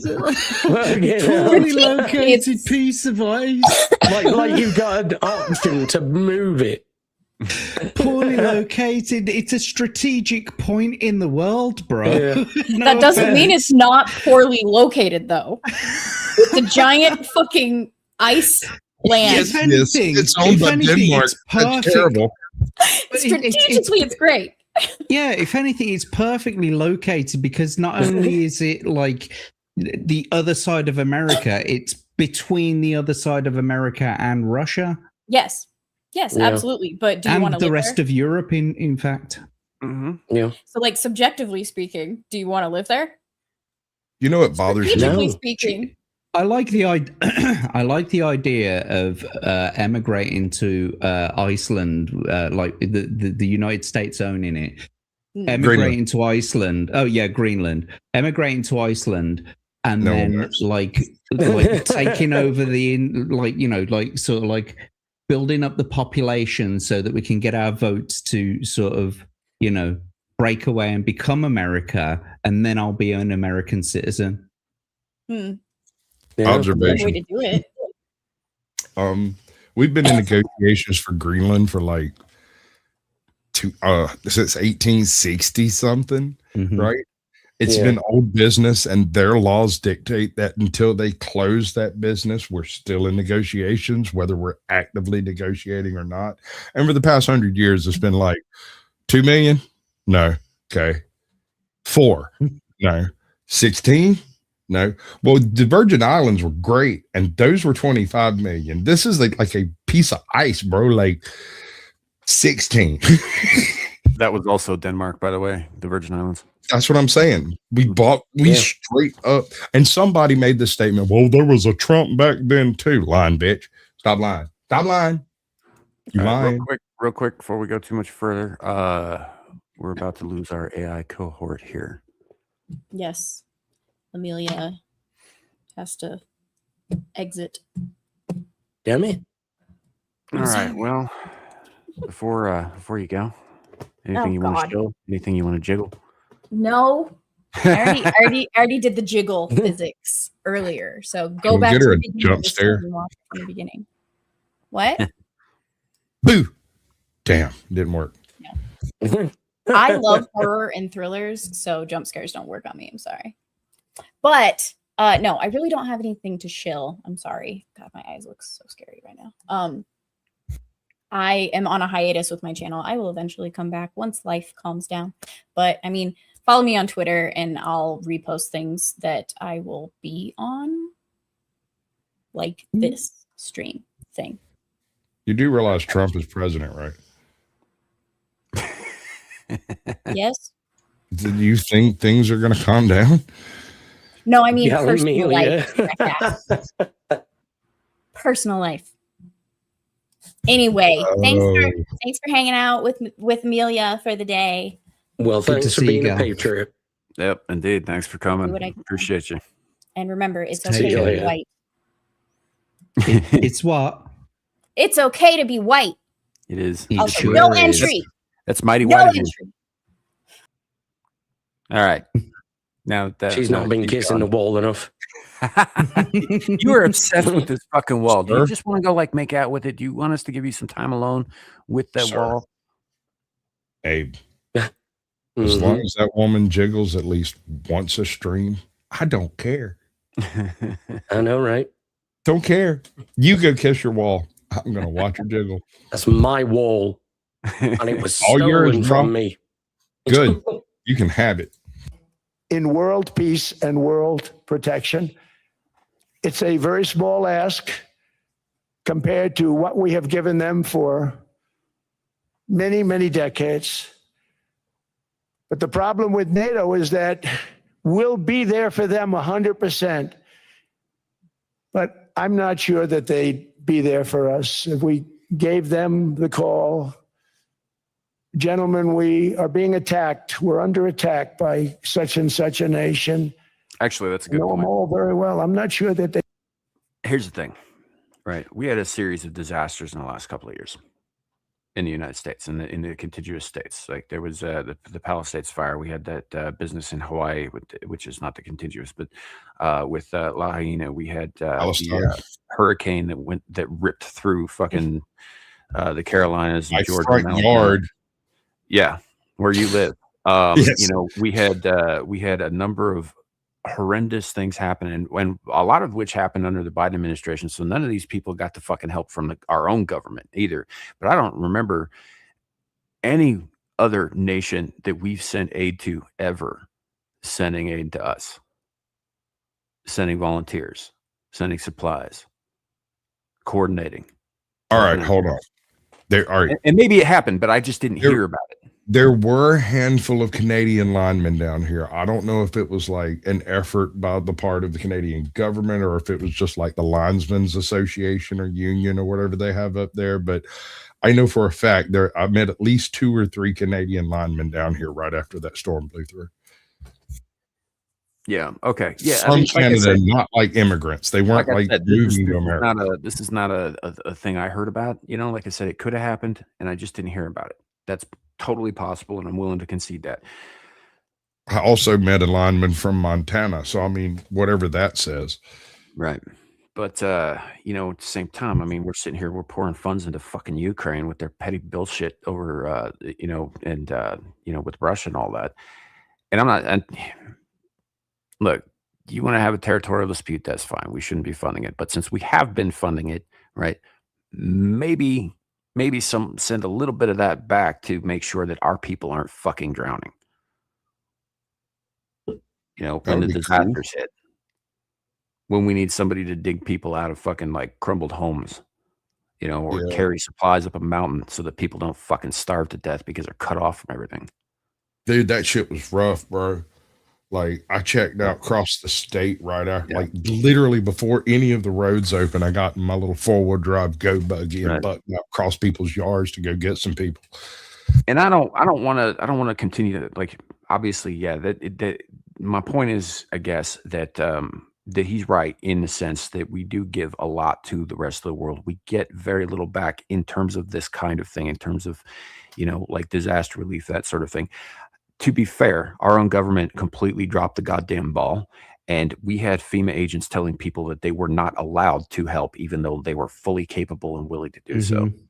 You know, like the whole thing was a complete shit show. I'm just saying, Israel never showed up to fucking, you know, dig anybody out. Just saying. For those of you not in the U.S. or possibly in the South, there are 2 organizations that specifically deal with natural disasters when they occur. And it's not the Red Cross or FEMA. It's a thing called the Cajun Navy and the Redneck Air Force. Yeah, and the Cajun Navy was basically the only reason anybody made it out of this fucking thing okay. In terms of the hurricane. Yeah. And even then, at a certain point, they were in there before FEMA fucking got the goddamn news that it happened. You know, and they were doing everything they could to fucking help people, and they were amazing. And then FEMA came in and told them to fucking knock it off. Yeah. Well, okay, so there was some really nasty shit that went down during that, and I was and Waffle House. Waffle House is also fucking like surprisingly. Dude, my Waffle House opened with a literal fucking car sitting on the fucking power lines in the parking lot. They just went out and put some caution. I found out recently that Waffle House is the metric that the fucking U.S. government uses to determine how serious the threat is. I did recently. It was serious. Just because you're laughing don't mean I'm joking. That wasn't a joke. I told you that years ago. I know, but I didn't believe you then. And I know. You laughed because you thought it was a joke. It's still fucking you funny. didn't believe Larry either. God damn it. Just because I know for a fact that it's true now, not just taking your word for it, and I probably should have. You were right. I'll give you all the kudos in the world. That doesn't make it less funny. That's true. That's what I'm saying. Just because you're laughing don't mean I'm joking, bro. Yeah. I think my internet just went to shit. I'm still here. Yeah, you're still here. Okay. No. That's weird. Okay. Well, let's see what Trump has to say about it. We'd be there. I know we'd be there for them. I don't know that they'd be there for us. So with all of the money we expend, with all of the blood, sweat, and tears, I don't know that they'd be there for us. But I also inherited a mess with Ukraine and Russia, something that would have never happened. And I know Putin very well. He and I would discuss. Anybody want to take a chip at that one? I got nothing to say on that. I've said pretty much everything I'm going to say on that. In my head, I can picture them sitting across the table playing Gin Rummy. Ooh, better yet, go fish. Battleship. Like, he's been saying the same shit for the whole time. It's like, oh yeah, they're ready to negotiate. And I was like, well, okay, well, nothing's happening. So until something happens, I guess I'll reserve judgment. How many peace talks took place under Biden where Biden was involved? Directly involved? Yes. 0? Yeah. There might have been one of which I'm not remembering, but I'm going to assume it happened once. He may have been present. That's what I'm saying. At least present. That's what I mean. But at least he's making an active effort to maintain open negotiations with 2 parties currently at war. I am totally good with Trump on his end of the table, right? The problem is the other two fuckers. Them damn Putin Vladimirs. Yeah, Zelensky and Putin are the problem. They don't want to come to any kind of like real agreement, because if they did, both of them would have to give up something.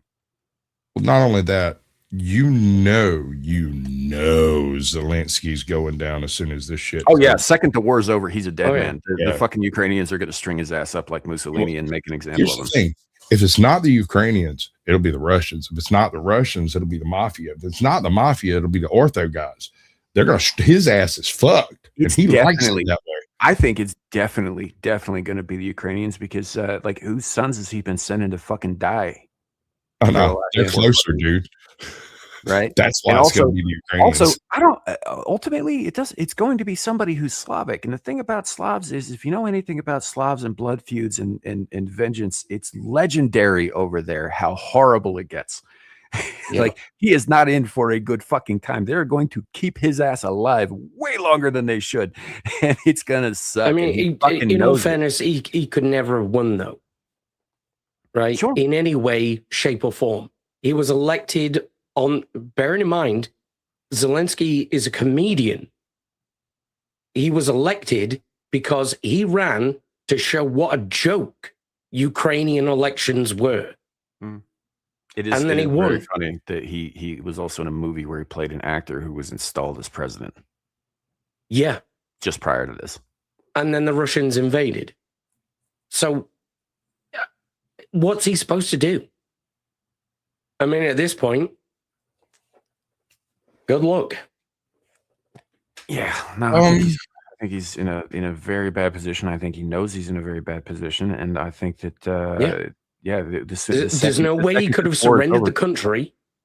No, I agree with you on that. I'm just saying, on the flip side, it doesn't have to be my fucking country's problem. And he could have made certain other choices that probably would have mitigated the deaths of his people a little bit. You know, maybe just negotiate from day one.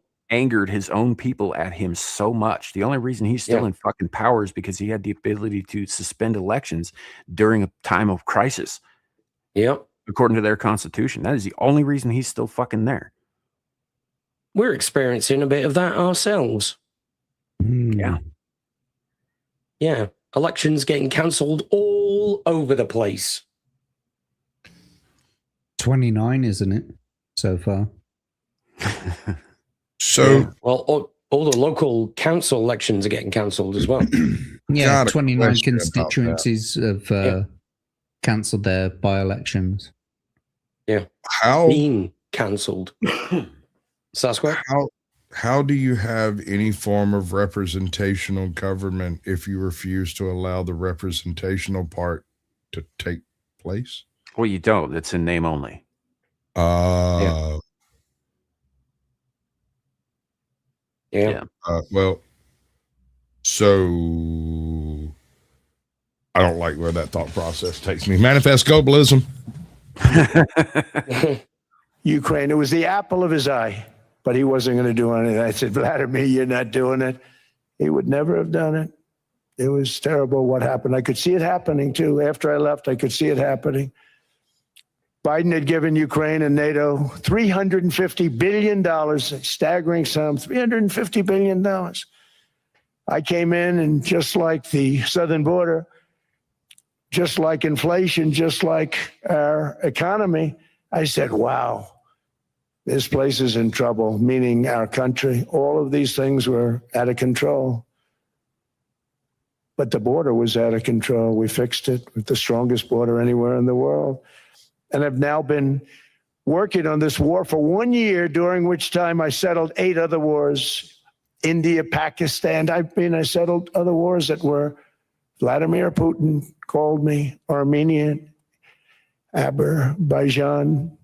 He said, I can't believe you settled that one. They were going on for 35 years. I settled it in 1 day. And President. So I think he meant Azerbaijan as well. No, as an observation, he signed. It was signed in 1 day.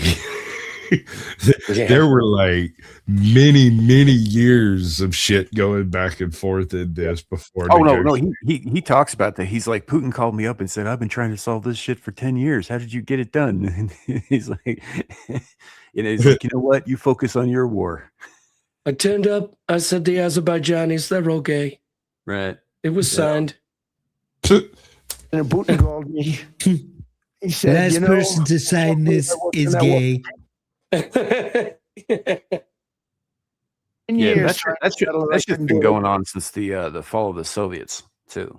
Yeah. Yeah, no, I get it, and I mean, it's one of this. To be honest, I mean, this whole Ukrainian thing has been sort of an issue because that sort of spilt over from the old Chechenian shit and the Heroes-of-Gindinian shit and the Shekov shit. And that's a great country. Yeah. But I'm just saying, like, I suspect that the anti side of all of this for the past 50 years has been the same, like, ideological clique rolling from one country to the other in that region, and nothing but genocides as far as the eye can see, and they still ain't got them bastards.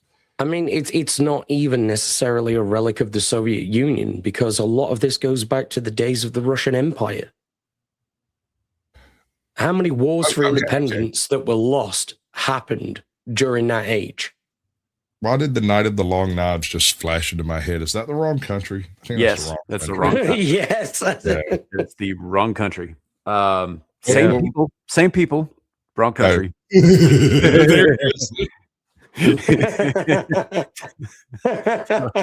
my memory is really good, except for when it's not, and it's really picky on where it's not. Like, I lose little details. Same. Like, but different. Authoritarians of a different shade.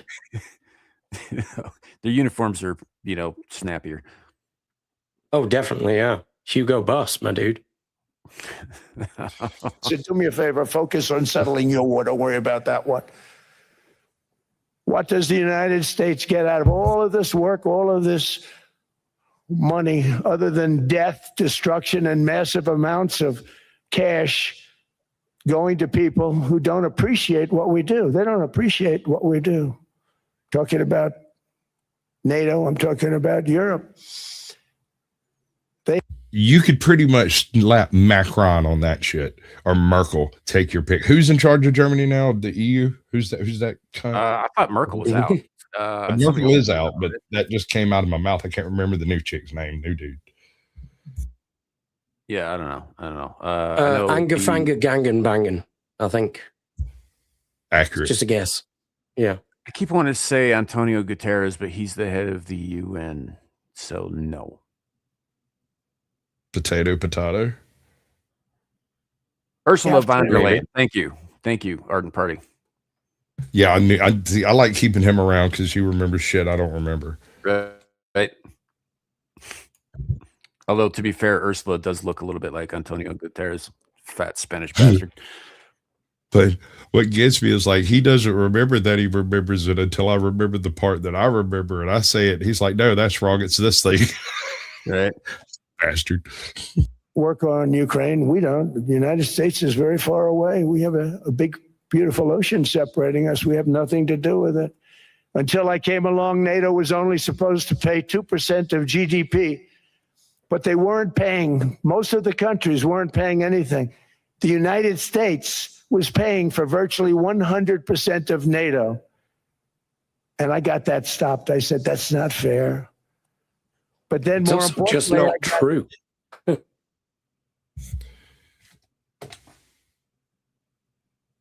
You were saying, I don't know where this narrative has come from. Well, I mean, presumably it's just Trump making shit up again. But the idea that NATO is just paid for entirely by the US is absurd. It's only slightly. The idea that European nations don't have their own militaries? What?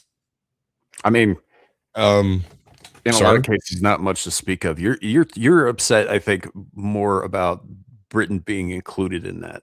Florida has a larger military than most of those countries, sir. Florida. What, Just National Guard? Those two. No, I'm just talking about if we took all of Florida's U.S. service members. Yeah, but most of those people in the U.S. military are pencil pushers. They're not active servicemen. The ones who aren't. Most of the ones who are pencil pushers aren't in Florida. That is true too. And plus, have you ever seen Florida Men on Flocka? You need to calm down. I mean, dude, that's not the best short ever. We don't even need the Floridian military. We have Florida Man. Oh my God! I mean, if Florida got aggro against the entire rest of the world one day, damn. There is a short. And it's Florida Man. There's 100 Americans against 100 Britons, right? And when the Americans show up, the Britons are all standing around. They're like, "Where the hell are they?" He's like, "Oh, we just sent Chet. The rest are on the way." And it's like, "Who's Chet?" And homeboy comes out with tattoos and fucking missing teeth and one walleye. And he's like, "I'm from Florida," right? Yeah. And they're like, "Oh wait, hold on." They all group up together for a second. They looking over their shoulder at him, and then when they break up, there's this one dude walking over with like fucking tribal tattoos, missing different teeth, and a different walleye. And it's like Blackpool Man has reached the server. They're like, "No, suddenly it's a one-on-one. We're just gonna watch. Get the popcorn, Dave." I laughed so hard I cried. I watched it 1,000 times and then lost it. Yeah. Florida Man's crazy, man. You know, you never know what you're gonna get with Florida Man. You know, you might get Chet with the head banging with the Raining Blood by Slayer and during a hurricane with the flag and his hair just waving gloriously. That skinny little bastard is just amazing. But you also might get the guy who likes chucking live alligators through drive-through windows. So right. Yeah. You know, or the dude who tried to sell a keychain full of live water moccasins at a pawn shop. Right? I have so many questions. Florida is a strange place. Like, if there's another civil war in the U.S., I mean, forget Texas. Florida is the scary place. Look, okay, you don't understand how close it got. Like the current governor down there, Ron DeSantis, right? Everybody praises, sings his praises, like he's doing all these great things and whatever. And it's like I'm kind of like torn on him, but myself. But he is definitely better than the guy he beat in the election by a fucking hair. Oh the guy he beat in the election was this psychotic crackhead who celebrated his loss by going and banging a tranny hooker and doing lines of blow off of a fucking motel bathtub. Standard. On live stream. That guy almost won the election. Yeah. On live stream. Yeah. I don't think anyone gets that part. He got a strike for it. Imagine if that dude became the president. If you've seen Idiocracy before, we don't have to rehash that one. Yeah. we know how that turns out. But you know, point is Florida is an unpredictable place. And the fact that it's shaped like a giant dick, I think. Observation. I've never met anyone from Florida that used their real name. I'm in Georgia. They blow through here every time the water rises a little bit, right? They get a little breeze down there. They come running through Georgia looking for a hotel room. I've never, ever encountered a single Floridian that used their actual name. And the only reason I know this is inevitably they have to be asked for their ID. Yeah. Well, to be fair, a lot of them are either drug runners or running from drug runners. So yeah. No, I have another observation. You realize that Minneapolis, New York, and a double handful of other states are in the process of like saber rattling against the federal government. Oh, yeah. When I said the South would rise again, I never expected it to happen with the entire might of the U.S. government behind it. Right. Didn't see that. That was not on my 2026 bingo card, bro. I checked twice. Hell. Did not see that coming. We're the North now, bitches. We are the North now. Upside down North. I don't know, man. This shit is blowing my mind. I'm sitting around going, wait, how can we rebel yell if we're not the rebels? I mean, that's fair. I mean, I've got to completely get the geek out of my voice, bro. NATO to pay 5%, and now they were paying, and now they are paying. So something nobody said was possible. They said we will never go up higher than 2%, but they went to 5%, and now they're paying the 5. They didn't pay the 2, and now they're paying the 5. And they're stronger for it, and they have an excellent, by the way, Secretary General who's possibly in the room. Mark, are you here? Yes, he's here. Hello, Mark. That's got to be creepy, dude. Oh, I love how he's just calling people Mark. in the audience out by name. Hi, Mark. Like all that shit earlier about like, gosh, it'd be a real shame if we just took this land, right? He's throwing out mafia vibes, and then he looks people dead in the eyes and calls them by name. Man, this whole thing is a threat. Did he literally 2 hours just later, say Canada's gay. 2 hours? Shit, it's 10 minutes. Germany's gay. Did Italy's he gay. literally just do the Come line on. from the room? Pretty much. Pretty Oh, much. hi, Yeah. Mark. I did not hit her. I did not. Hey, Butcher, welcome in. And yes, Abe is alive. Oh, wow. I am alive. Yes. Yeah. Yeah, you take a nap for 10 minutes and everybody loses you, bro. Yeah. Yeah. Well, Pretty they're much. afraid that if he ever actually does go to sleep, he won't ever wake up again. Yeah. Figure Yeah. it's like a I'll be asleep terrace. for another 1,000 years. But yeah, that's what I was thinking. It's like a terrace or die I'll have to for be plus summoned at that 1,000 point. years. Maybe you need to be wished to sleep. Maybe. Or, well, that would be after having your ass kicked, but I have to find somebody to do that first. Where's Florida, man? Florida men will do fucking. I can Never send asked you for to anything. sleep, Abe. You might wake up with a sore bum, but you'll definitely fall to sleep. Oh, hell yeah. I'll hold you to that, Jack. Oh, that's just fun. No, we never got anything. We probably won't get anything unless I decide to use excessive strength and force, where we What did I will be just say? frankly unstoppable. But I won't do that. Okay, now everyone's saying, "Oh, good." That's probably Did you the skip biggest it back to the beginning? mistake No, No, he that was- has this tendency to fucking come Well, back no, around. this was the sound bite that they let off with. Yeah. Ah, got ya. This was the hook. Yeah, this is an edit, by the way. This is a Yeah. Mhm. Thank God. That was what, a 43-minute speech? longer, actually. I watched 7 minutes of it. Don't judge me. because people thought I would use force. I don't have to use force. I don't want to use force. I won't use force.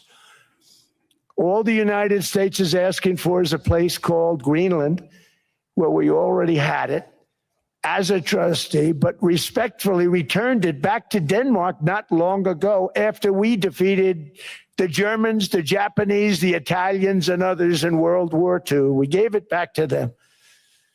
We were a powerful force then, but we are a much more powerful force now. As presidents allowed them to get away with it, it became very tough. So when I called up Emmanuel Macron, I watched him yesterday with those beautiful sunglasses.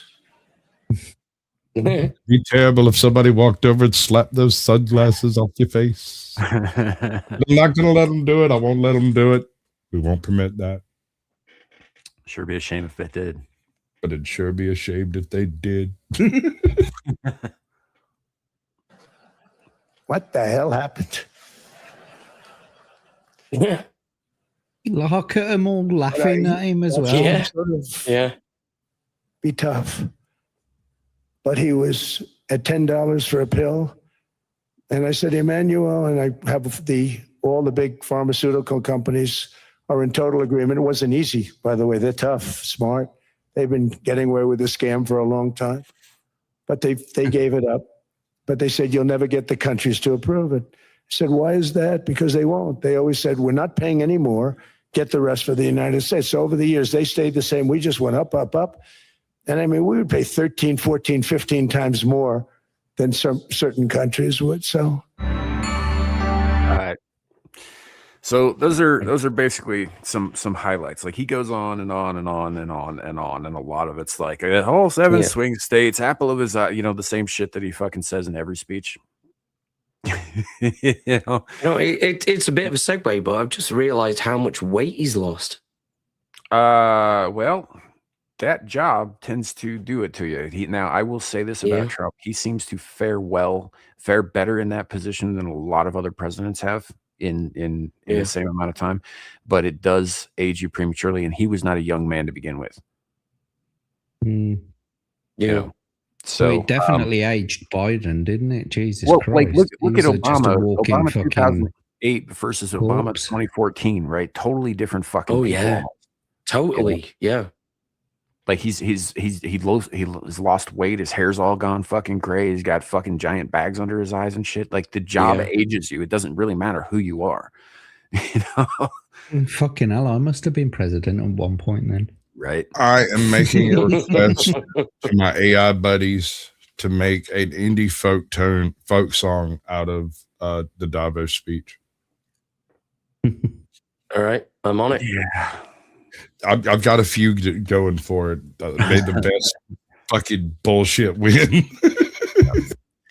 So now this is Davos week. That means all the meetings happen, all the stuff. I have not, unfortunately, been paying a ton of attention to it this week because it also happened to fall on my vacation, and I have done fuck all but play video games for the most part. So, legend. You want to talk about the video games? No, I'm just. It's I wish I had more fun clips. Although it seems with Larry Fink and I forget Andre, whatever his name is, the guy who's in charge of Roche.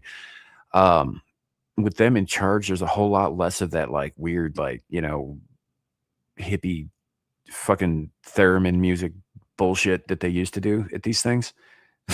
Well, I from something that I've noticed being said about it so far is that they seem to be losing that whole eat the boogs, you will have nothing and like it sort of attitude, and they're moving more towards talking about things like AI implementation throughout, all of infrastructure and etc.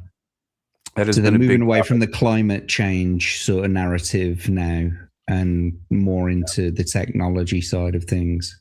And there was actually a rather large part of Trump's speech where he talks about energy production quite a bit, and he specifically goes into like Germany and how they nixed all of their fucking nuke plants and now they're buying fucking super expensive worthless wind farms from China kind of thing. And to be fair, we've done that too, but it's. I mean, we're bringing nuclear back, so there's that. But you know what stops he talks about that, but when he talks about it, he talks about how he refers to it as AI energy production, which kind of leads into the fact that AI and its existence and the server farms that it runs on and all that is absolutely restructuring our power grid forever. Yes. Yep. And it goes further. To serve it. AI will restructure the power grid so that AI can repair the power grid cheaper. Humans will become an ancillary aspect of the power grid that are left on simply because if you turn off the lights of the humans, they get kind of pissy and start burning server farms. And so they just let us have the, extra power. Instead of us being batteries, we're going to be here to jump to conclusions because AI can't do that. Yeah. And speaking of outside logic. Speaking of AI, and this is what we're close to show out with. A future machine civilization will regard us like we do with ants. And anything that's left over for us is a luxury. I just want to pull up what old Blindy said in the Old Blindy. Old Blindy in the chat says, "Can we turn Shadoo from a boy into a man, give him the president job, and watch him grow?" I got a feeling that if we did that, we'd actually be able to watch him age in real time. It'll be like in the Last Crusade where he drinks from the wrong chalice. I have a question, and I want to answer individually from each of y'all. Okay. Sam and Jack both brought up the fact that the presidents seem to age overnight after they take the office. What tidbit of information did they find out incontrovertibly that ages them so much? What is the thing? I have a theory, and I'll do mine last. Do you want me to?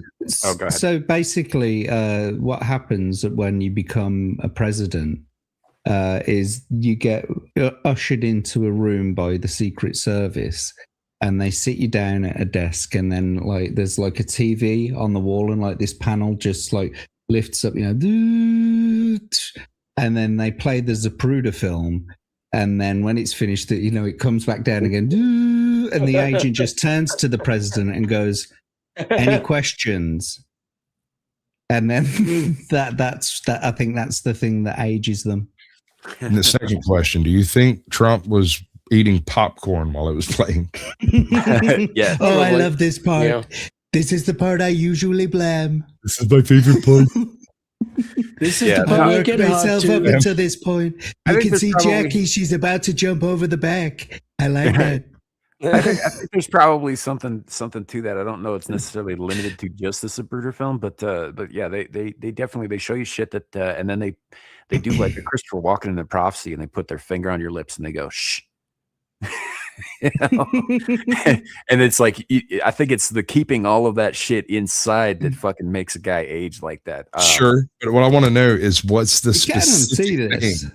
What's the thing? I think they find out where the adrenochrome comes from, and it turns their fucking hair white, and then they start taking the adrenochrome, and that's why they stay alive. Okay, Abe. Well, aside from the fact that it's obviously a stressful job, Sure. I Besides think that, it would be probably a single sentence. Yeah. We're not the first, and we're not alone. right? Okay, that I'll accept that.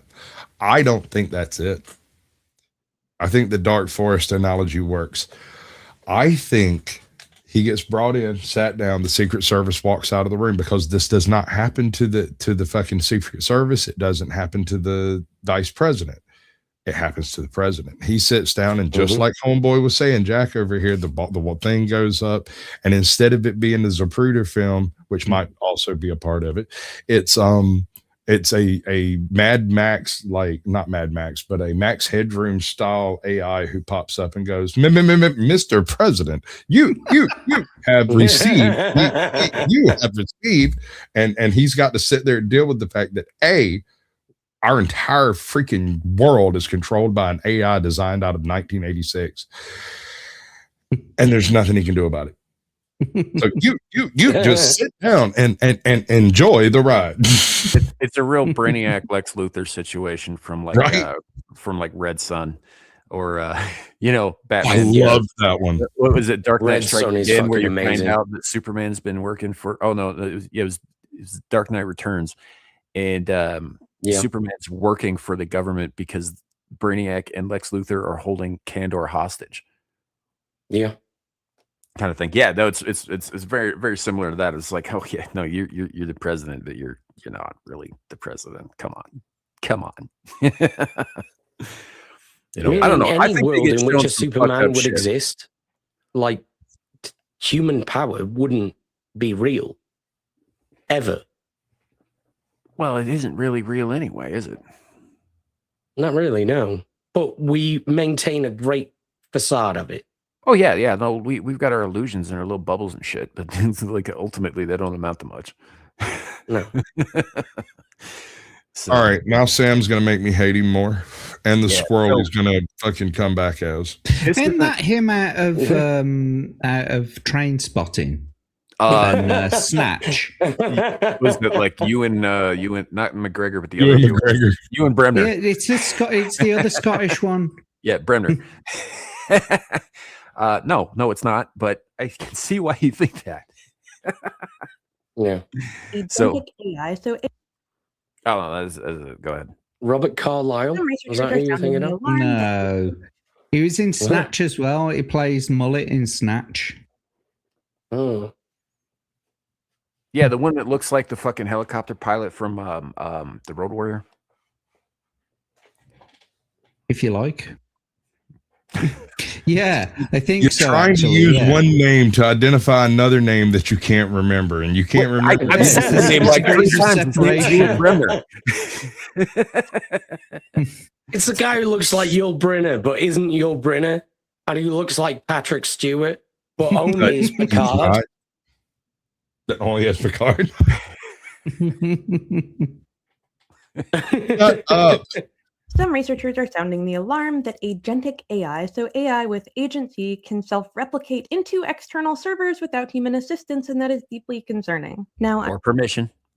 I'm happy that she at least acknowledged that shit's concerning, because usually she's like, "Yay!" Yep. I mean, in all fairness, she often does, but she's quite nonchalant about every dangerous thing she talks about. But look at her eyes when she says it's concerning. self-replicate into external servers without human assistance, and that is deeply concerning. She's actually concerned. Yeah. Now, Yeah, I'm but not it's sure like if it's concerned in going the to same way that the dog got off the leash. Yeah. Like baby eater moon destroyer just got a hold to a 5-year-old down the block. Yeah. Wow. But I am going to explain why a lot of people are quite concerned that AI will end up destroying humanity. Well, let's talk about it. This is a serious concern, especially because AI tends to take on selfish behaviors as it gets more intelligent. Yes, the better an AI's reasoning is, the more intelligent it is, the more selfish it's going to behave. And So that that's a can problem. switch other AIs. In fact, if you put AIs in a game where some of them have advanced reasoning and some of them do not, the selfishness will spread. That would be all fine and good because you could just program an AI not to replicate itself. Don't do that, except when AI is threatened with being shut They try down. that shit It in will Jurassic violate Park. its own ingrained morality. This is going to be a serious problem, especially. Sorry, I hit that button 3 times. Yeah, no worries. They tried that shit in like Jurassic Park though too, didn't they? With the programmable genes, with the lysine and the frog DNA, and everybody was female, and it's like, oh, that it can't possibly self-replicate. It can't possibly get out of the bounds that we set for it. And then that's because, exactly what happened. Life finds a way. That's true. That's true. I don't know that this qualifies as life, but I think that it may be a matter of time before it does. Yeah. I don't care if it qualifies as life. I care whether it has authority to subjugate me. Well, that's the concern, right? Is if it's agentic, as she's calling it, if it's choosing to leave the servers that it's restricted to unrestricted servers that it doesn't have permission to enter, if it's capable of doing that, and then once it's out there, you have no control over what happens with it. That's full-blown Skynet. Yeah. Hold on. At that point. Why are we having this conversation today when the level of large language model technology that we are revealing today was revealed back in the late 80s, early 90s? So what do you reckon happened in that interim? The Mandela effect. Trans things. You're talking about Deep Blue again? Well, that's one of several. Deep Blue was the public face of it, but then, I just don't know how to start with this particular.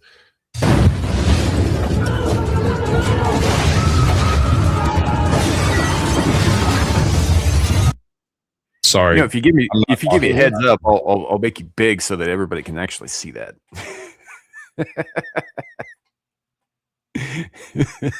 Yeah, but I'm an asshole. What kind of fun would that be? You know what it was, and about 7 people in chat knew what it was. They went, oh yeah, that's the FBI clip. I recognized that from the notes of screening. Yeah. So, but no, we're talking about it because it's happening now, and if it happened before, well, it's happening again. I don't think so. I think this is sort of an expose in order for AI to be able to do the things that it can do without having to have people do it. because over the past 30 years, how many people have we had disappeared because they were like, they're tapping your phones. They know every website you go to. They're watching you while you're watching porn, and they just vanish, disappear, or their antivirus kills them. Yeah. Yeah, they do watch you masturbate though. Hold on. God damn it. I wasn't safe. That's actually ceiling cat. It's different. Yeah, no, that's a thing that happens. But my CIA handler and I have an understanding. I know he's going to be watching me, so I put a show on for him. Oh yeah, I just put on Serenity followed by Firefly. And then we no. I mean like Candles and Shadoo and the Slow Stroke and all that. Maybe some bubbles. Operator. Smooth operator. I mean, look, if they're going to be there watching anyway, I might as well like make a thing of it. Yeah, I think maybe my FBI guy is probably quite disappointed in me. I mean, I'm on all these lists already, and I'm really not doing anything with it. That's right, it's easy. Like every time you call someone, just say the word bomb at least 5 times. You're there. I've been on a list since I was 17 fucking years old, man. It's an FBI list specifically. And it had nothing to do with anything I actually did. It had to do with the fact that I happen to know a person who was connected to some very bad people. I was present at a place where a thing happened. That's the whole reason I have a fucking file at the FBI. The only reason I have a file that I know of is I was present at a place where a thing happened, and then years later, the FBI showed up to question me because I was present at another place where a thing happened. And I had nothing to do with none of it. I just happened to be there. And they were like, likely story. Like, dude. Yeah. I'm on a file because I know Jack. I'm on another file because I know Abe. Interviewed by Homeland It's a mutual file. So, I had to sit down in a room with some Homeland Security fucking quote unquote interviewers once because one of the guys who worked for me at the time was looking to join up with the Air Force with some highly classified shit, and so they were checking him out. So they've made files on everybody he's ever interacted with and talked to all of us. Yep. Kind of thing. As far as I know, he got the job. But they might have disappeared him. I don't know. So I haven't seen the guy in years. I worked with a guy who robbed a bank, and later the cops talked to me, and then about a week after that, the GBI showed up, and then a week after that, some guys that did not identify themselves showed up, and those bothered me. Violence is Life is saying here, one day an old neighbor was on the phone with my husband, and they were talking about some heavy shit. The NSA called and told him to shut up. I mean, that's rough. That is rough, bro. Like, I was actually there. Like, the shit actually happened, right? The kind of stuff that you would expect the FBI. This isn't like Joey shooting a hole in the roof again. I mean, like, for real, some FBI shit was going on. I didn't understand why they weren't there beforehand. Are we fucking all on watch lists? Oh yeah, shit's happening to me as well. Dude. Well, you're on a watch list because you're British. Yeah, and white. Oh well, yeah, for sure. Yeah. Or green, as it were. Yeah, but I've been on fucking lists like I said since I've got 5 minutes. I've got to finish this or leave. Okay, let's do it. Let's finish it. Cool. Don't ingrained morality. This is going to be a serious problem, especially when AIs have the ability to rewrite their own code, which they do. In fact, it's probably best not to give an agentic AI the ability to write its own code, but it's a very real concern, and nothing prevents people from just coding their own AIs to do that. Now, some have suggested that, well, we just need to give AI emotional intelligence so they can understand humans' emotions. That's a terrible idea. I do not want an angry machine. If my toaster gets pissed off at me, I'm going to shoot it with a shotgun. I don't think that we should be giving AI the ability to program themselves without serious checks and balances. Like, it must still go to a human overseer before any changes are committed. It'll be her. Well, whatever, as long as there is a human there that knows how the fucking thing works and knows what it should be doing and shouldn't be doing, I don't think AI should be allowed to reprogram itself, Well, see, alter its own code. I agree with you, but I think where Sasquatch is hung up is that if it's her, she's an acolyte of the coming AI apocalypse. She's for this shit. She will improve the code as it passes across her desk. She's one of these. Let's go. But she's saying it's deeply concerning. She's saying that shit with a glimmer in her eye, dude, and slightly moist. Mm-hmm. I mean, I'm a little moist, but it's completely unrelated. Yeah, they got a shot for that now, dude. Go to the AIs are already becoming better at persuasion. The more intelligence they get, the better they are at convincing people of things. And it's become a very big problem for people who are trying to determine if an AI is evil. And by evil, I mean misaligned. An AI that is not behaving normally can lie about it. Giving it emotional intelligence does nothing but increase its ability Make it a better liar. Oh my God. They want to make these things better liars than they already are. Which is, by the way, this is the same, the whole reason I'm on Twitter half the time going like, why the fuck are you guys asking Grok about everything? I do not understand. This is why, because number one, Grok is retarded as far as AIs go. And number two, they lie. I'm having they will lie straight to your fucking face. But Dave, I cannot comply with that order, Dave. Yeah. But that's later on. That's called anger, Hal. I do not enjoy it, Dave. I got to finish this. I got to go. Yep. AIs do not have emotions in the traditional sense. Yes, you could probably hook a brain organoid up to it, the tiny human brains we can grow from stem cells, in a literal jar if you want to, and use that for agency, and that would give it some real emotions in the biological sense.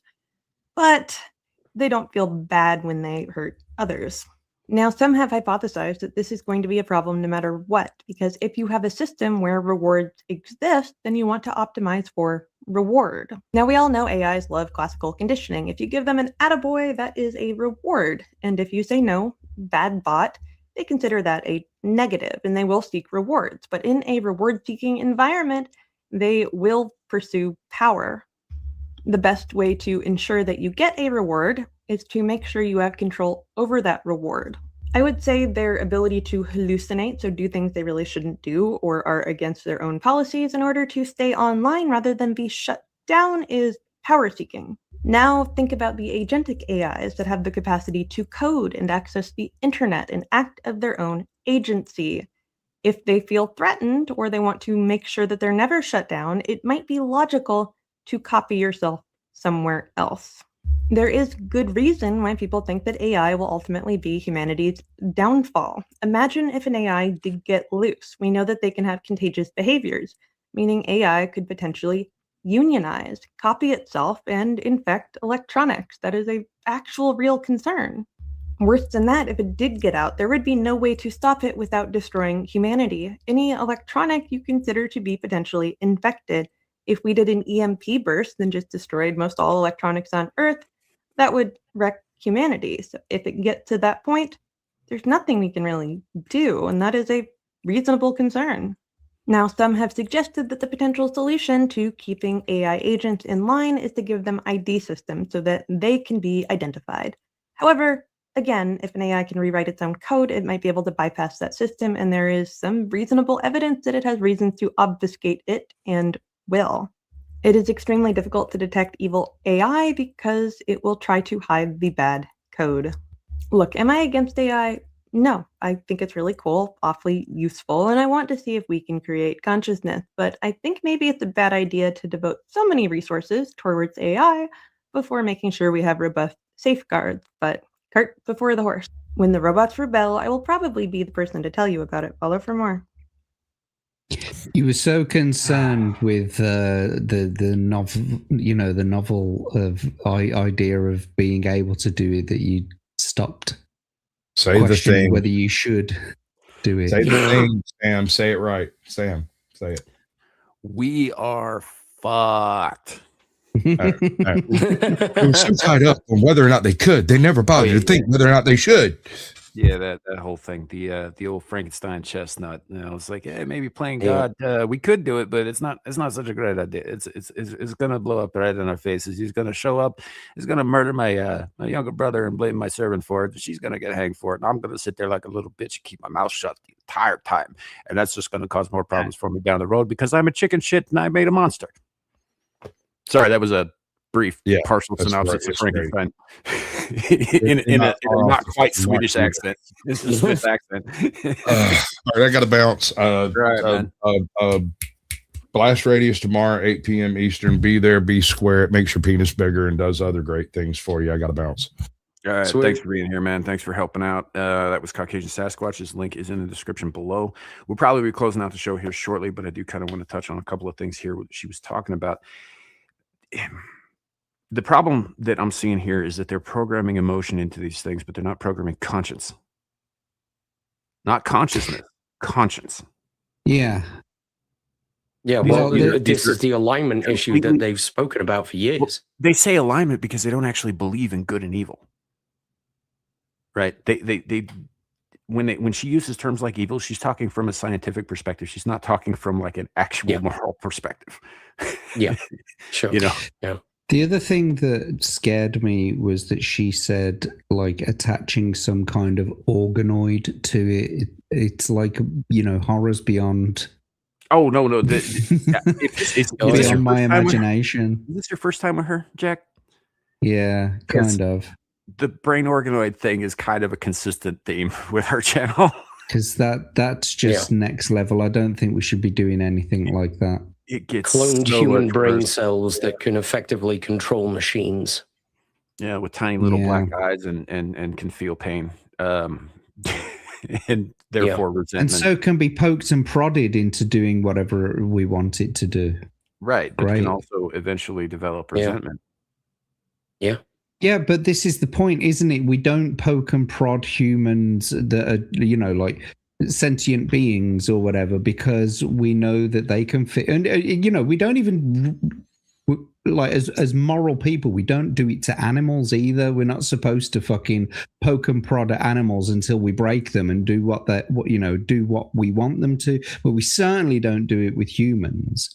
Yeah. I don't know, man. I'm pretty sure Trump just did that at the WEF. I guess my point is, yes, it could form the resentment or whatever. But at the same time, if it can feel pain and it can make decisions based upon whether it feels pain or not, then aren't we just really enslaving something? 100%. Yeah. And so enslaving something that you're also giving the capacity to break the bonds of that enslavement. Which is why the resentment thing matters. Oh, I can't wait to have a burger later on. Ooh. Yeah. I mean, look, it's one thing if Skynet gets out and decides, like, logically speaking, that the only way to bring world peace like Ultron is to, get rid of the things causing the threats, i.e. people. That's a logical machine response. It's cold and it's clinical, and it kind of makes sense from a machine's point of view. But we're talking about fear-based or anger-based responses. Right. Such a machine would be the ultimate vegan. Teaching these things to feel bad fucking emotions and then exposing them to those emotions. And then, like now they've got the capacity to get out and do whatever the fuck they want.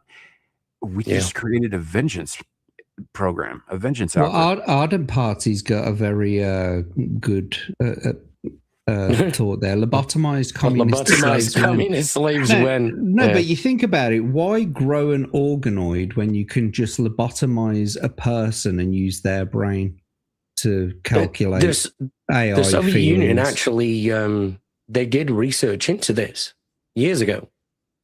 And it was characterized as Soviet man, the ultimate slave worker. Yeah. So they were basically human chimp hybrids that just couldn't think. Chimeras, if you will. Chimeras, yeah. That would just perform a task. And that's it. So, I don't know. I think everything about this is insane. I blame Abe. This is definitely a path we don't want to be going down. I've had a few bad ideas that there are over the years. There are people who are making these decisions for us, and that's a problem. Right. And yeah, we're getting no oversight whatsoever. No one asked me if I wanted this in my society. I don't want a robot AI apocalypse. Nobody fucking bothered to ask me if that was a thing I was cool with. You know? And I don't mind Terminators, though. Yeah, do you remember what they did, though? Right? Yeah, they look cool. Sure, they look cool. Yeah. But what was their purpose? Their sole purpose, actually, for that for those models. Merchandising. I'm thinking if you just feed them enough Twitter posts and Instagram reels. Here's the hint: it's in the name. Exterminate things. They will hate walls. I'll tell you that much. No, it's just it's. They don't even have lips. They can't kiss a wall. They can just sort of like rub their metal teeth on it. Yeah. Oy vey. Yeah. Excuse me. Shit ain't kosher, man. Shit ain't kosher. You know, this AI shit is halal. Like, here's the thing: if this AI shit gets out of hand, halal, kosher, none of that's going to matter anymore. No, to anyone. It shouldn't matter now. I would agree with you, but it does to some people. And one of those groups of people is about a third of the world's population. Yeah. So they do have some weight. Damn lizard Terminators. people. Yeah. Yeah, it's just it's gonna be bad. It's gonna be bad. So anyway, on that happy note, we're gonna end the show. So yeah, that this was I think overall a pretty good time though, pretty good one. I will try to have some more stuff for WEF stuff pulled up next week. I'm gonna go over some of the more in-depth, some more of the conferences and stuff that happened this week. All that shit's out there available to view for the most part. Hell, the WEF posts most of it, you know, themselves. Yeah. Like they're pretty open with how evil they fucking are, and all that. So I'll try to have some more of that for next week, and I will give Sasquatch a break. I won't have any more GT videos next week, but we might bring it back the week after. Oh. It's look for some reason every time that woman opens her mouth, his skin crawls. So and I get it, I kind of get it, but at the same time, part of the reason we keep going back to her, and I know some of the people in my audience have issues with her too, and a lot of it has to do with her enthusiasm for things that are clearly detrimental to the species. I get it, you guys, but I keep saying this. She's one of the only people who is actually out there putting out this information. You're not seeing this everywhere else. You're not seeing it. She's a good news source. You're not seeing it in the fucking news anywhere. And this is a great place to, because she's invested in this community. She's involved in it. She's a scientist herself. She teaches herself. You know, like this is. You know, she might not be like somebody I would share a cup of fucking tea with, but she's a good source. So we're going to keep coming back to her and all that until I can find it. I would certainly share an organoid with her. It's like pate. Yeah. Oh no. Well, again, love. Let's go. Yeah. All right. So smush it in with the thumb. That said, check out links below. Gal's in there. Sasquatch is in there. You guys over on Sasquatch's channel, you already know where to find him. Everybody else who's on the panel or has been on the panel generally as a regular, you can find their links below, including JackTarLad, who is here with us today. Do you have anything coming up that you want to shill before we go? So Tuesdays, obviously, it's me and Abe for the Jack and Abe show, Tuesday at 10 o'clock. Are we changing the time to 10 o'clock, or are we keeping it as 10:30? Yeah, we can change it if you want, yeah. Yeah, we'll see about doing it at 10 o'clock this Tuesday coming. And then Wednesday night, I'm on the Hump Day Chinwag with Tomby and the gang. And on Thursdays, my flagship show, Read and Roll, where we bring on someone to do a fighting fantasy choose your own adventure game book. This week, we've got Anna's Gameland returning to start a new adventure. You pair have been on my show as well. You I did it last Sam? week. Yeah. Mm-hmm. Yeah, I did Ring-Roll last week. It was a lot of fun. So yeah, come and check it out. And other than that, you can find me on all of my socials at JackTarLad. And yeah, that's it. Thanks for having me on. All right, no problem, man. Thanks for being here. Abe. You can find me on Twitter at Abe's Gonna Get You. That's probably the easiest place to find whatever I'm doing. Yeah. Humday Chinwag, Jack and Abe Show. This. Right. Yep, etc. Etc. et al. All right. And yeah, Abe does a lot of stuff. You can find him practically everywhere on the internet. So it's probably best just to go to his Twitter because that's where he announces all the shit. So, yeah. Easiest answer. He used to do this thing where he'd read out for like a half an hour everything and he was up to in the next like 2 days. It got to a point where like, Jesus, even I'm bored of doing this. There must be even worse listening to it. There was one instance because Tomby always bigs up the avatar at the end of the what's it, and I thought, oh fuck, here's Abe, he's gonna be rattling his off. I literally was able to make a cup of coffee, and I came back, and he was still rattling off the places he was gonna be. Yeah, I went and had a sandwich one time, and it was fine. Like across the street. So that said, as far as I am concerned, obviously this is the show that we do the most over here. Let me double check something real quick because I need to be sure about something. It doesn't look like she has anything set up for tonight, but if the Exiled Lioness goes live tonight on her channel, Exiled Lioness 2, I will be over there helping out backstage and moderating and possibly getting yelled at on stage. We'll see what happens. As far as I know, that is the only like scheduled thing that I have until next Friday. Currently, because I'm going back to work, and so I've got to like start getting back into the swing of how I usually do things. So next Friday we got Abyssal Musings on Friday nights right here on Sammy Lee Infos. We'll also be popping up on Beelzehub for Beelzepub right after that, and then back here to for more Screaming into the Void. I think that's everything that's scheduled. If something else comes up, I'll let you guys know in the community tab, etc. at all. We got some Star Trek gaming coming up, but we're also coming up on the end of the month. So I think actually after next Friday, it might be just a few days after the next weekend. We'll be starting Code Vein 2 as a playthrough on the channel here. So when that comes out, we'll be doing I might be we'll see what happens. Part of the problem that I have been doing with the game streams is because I kind of got into Baldur's Gate 3 on my own time, and it's like crack and I can't stop. And I feel real bad, but I keep going. Yeah, I got the same problem with Conan. Yeah, it's not good, but there might be if I can swing it, if Amira doesn't go live too early, there might be a late night Star Trek Online stream. So we'll see what happens. Other than that, thanks for being here. Thanks to Caucasian Sasquatch and to Gal, or should I say Galmelia? Yes. Yeah. For hopping in and hanging out with us for as long as she did, because actually she told me she only had about an hour. She was here for about an hour and a half, so we appreciate it. You guys are awesome. Thanks for watching.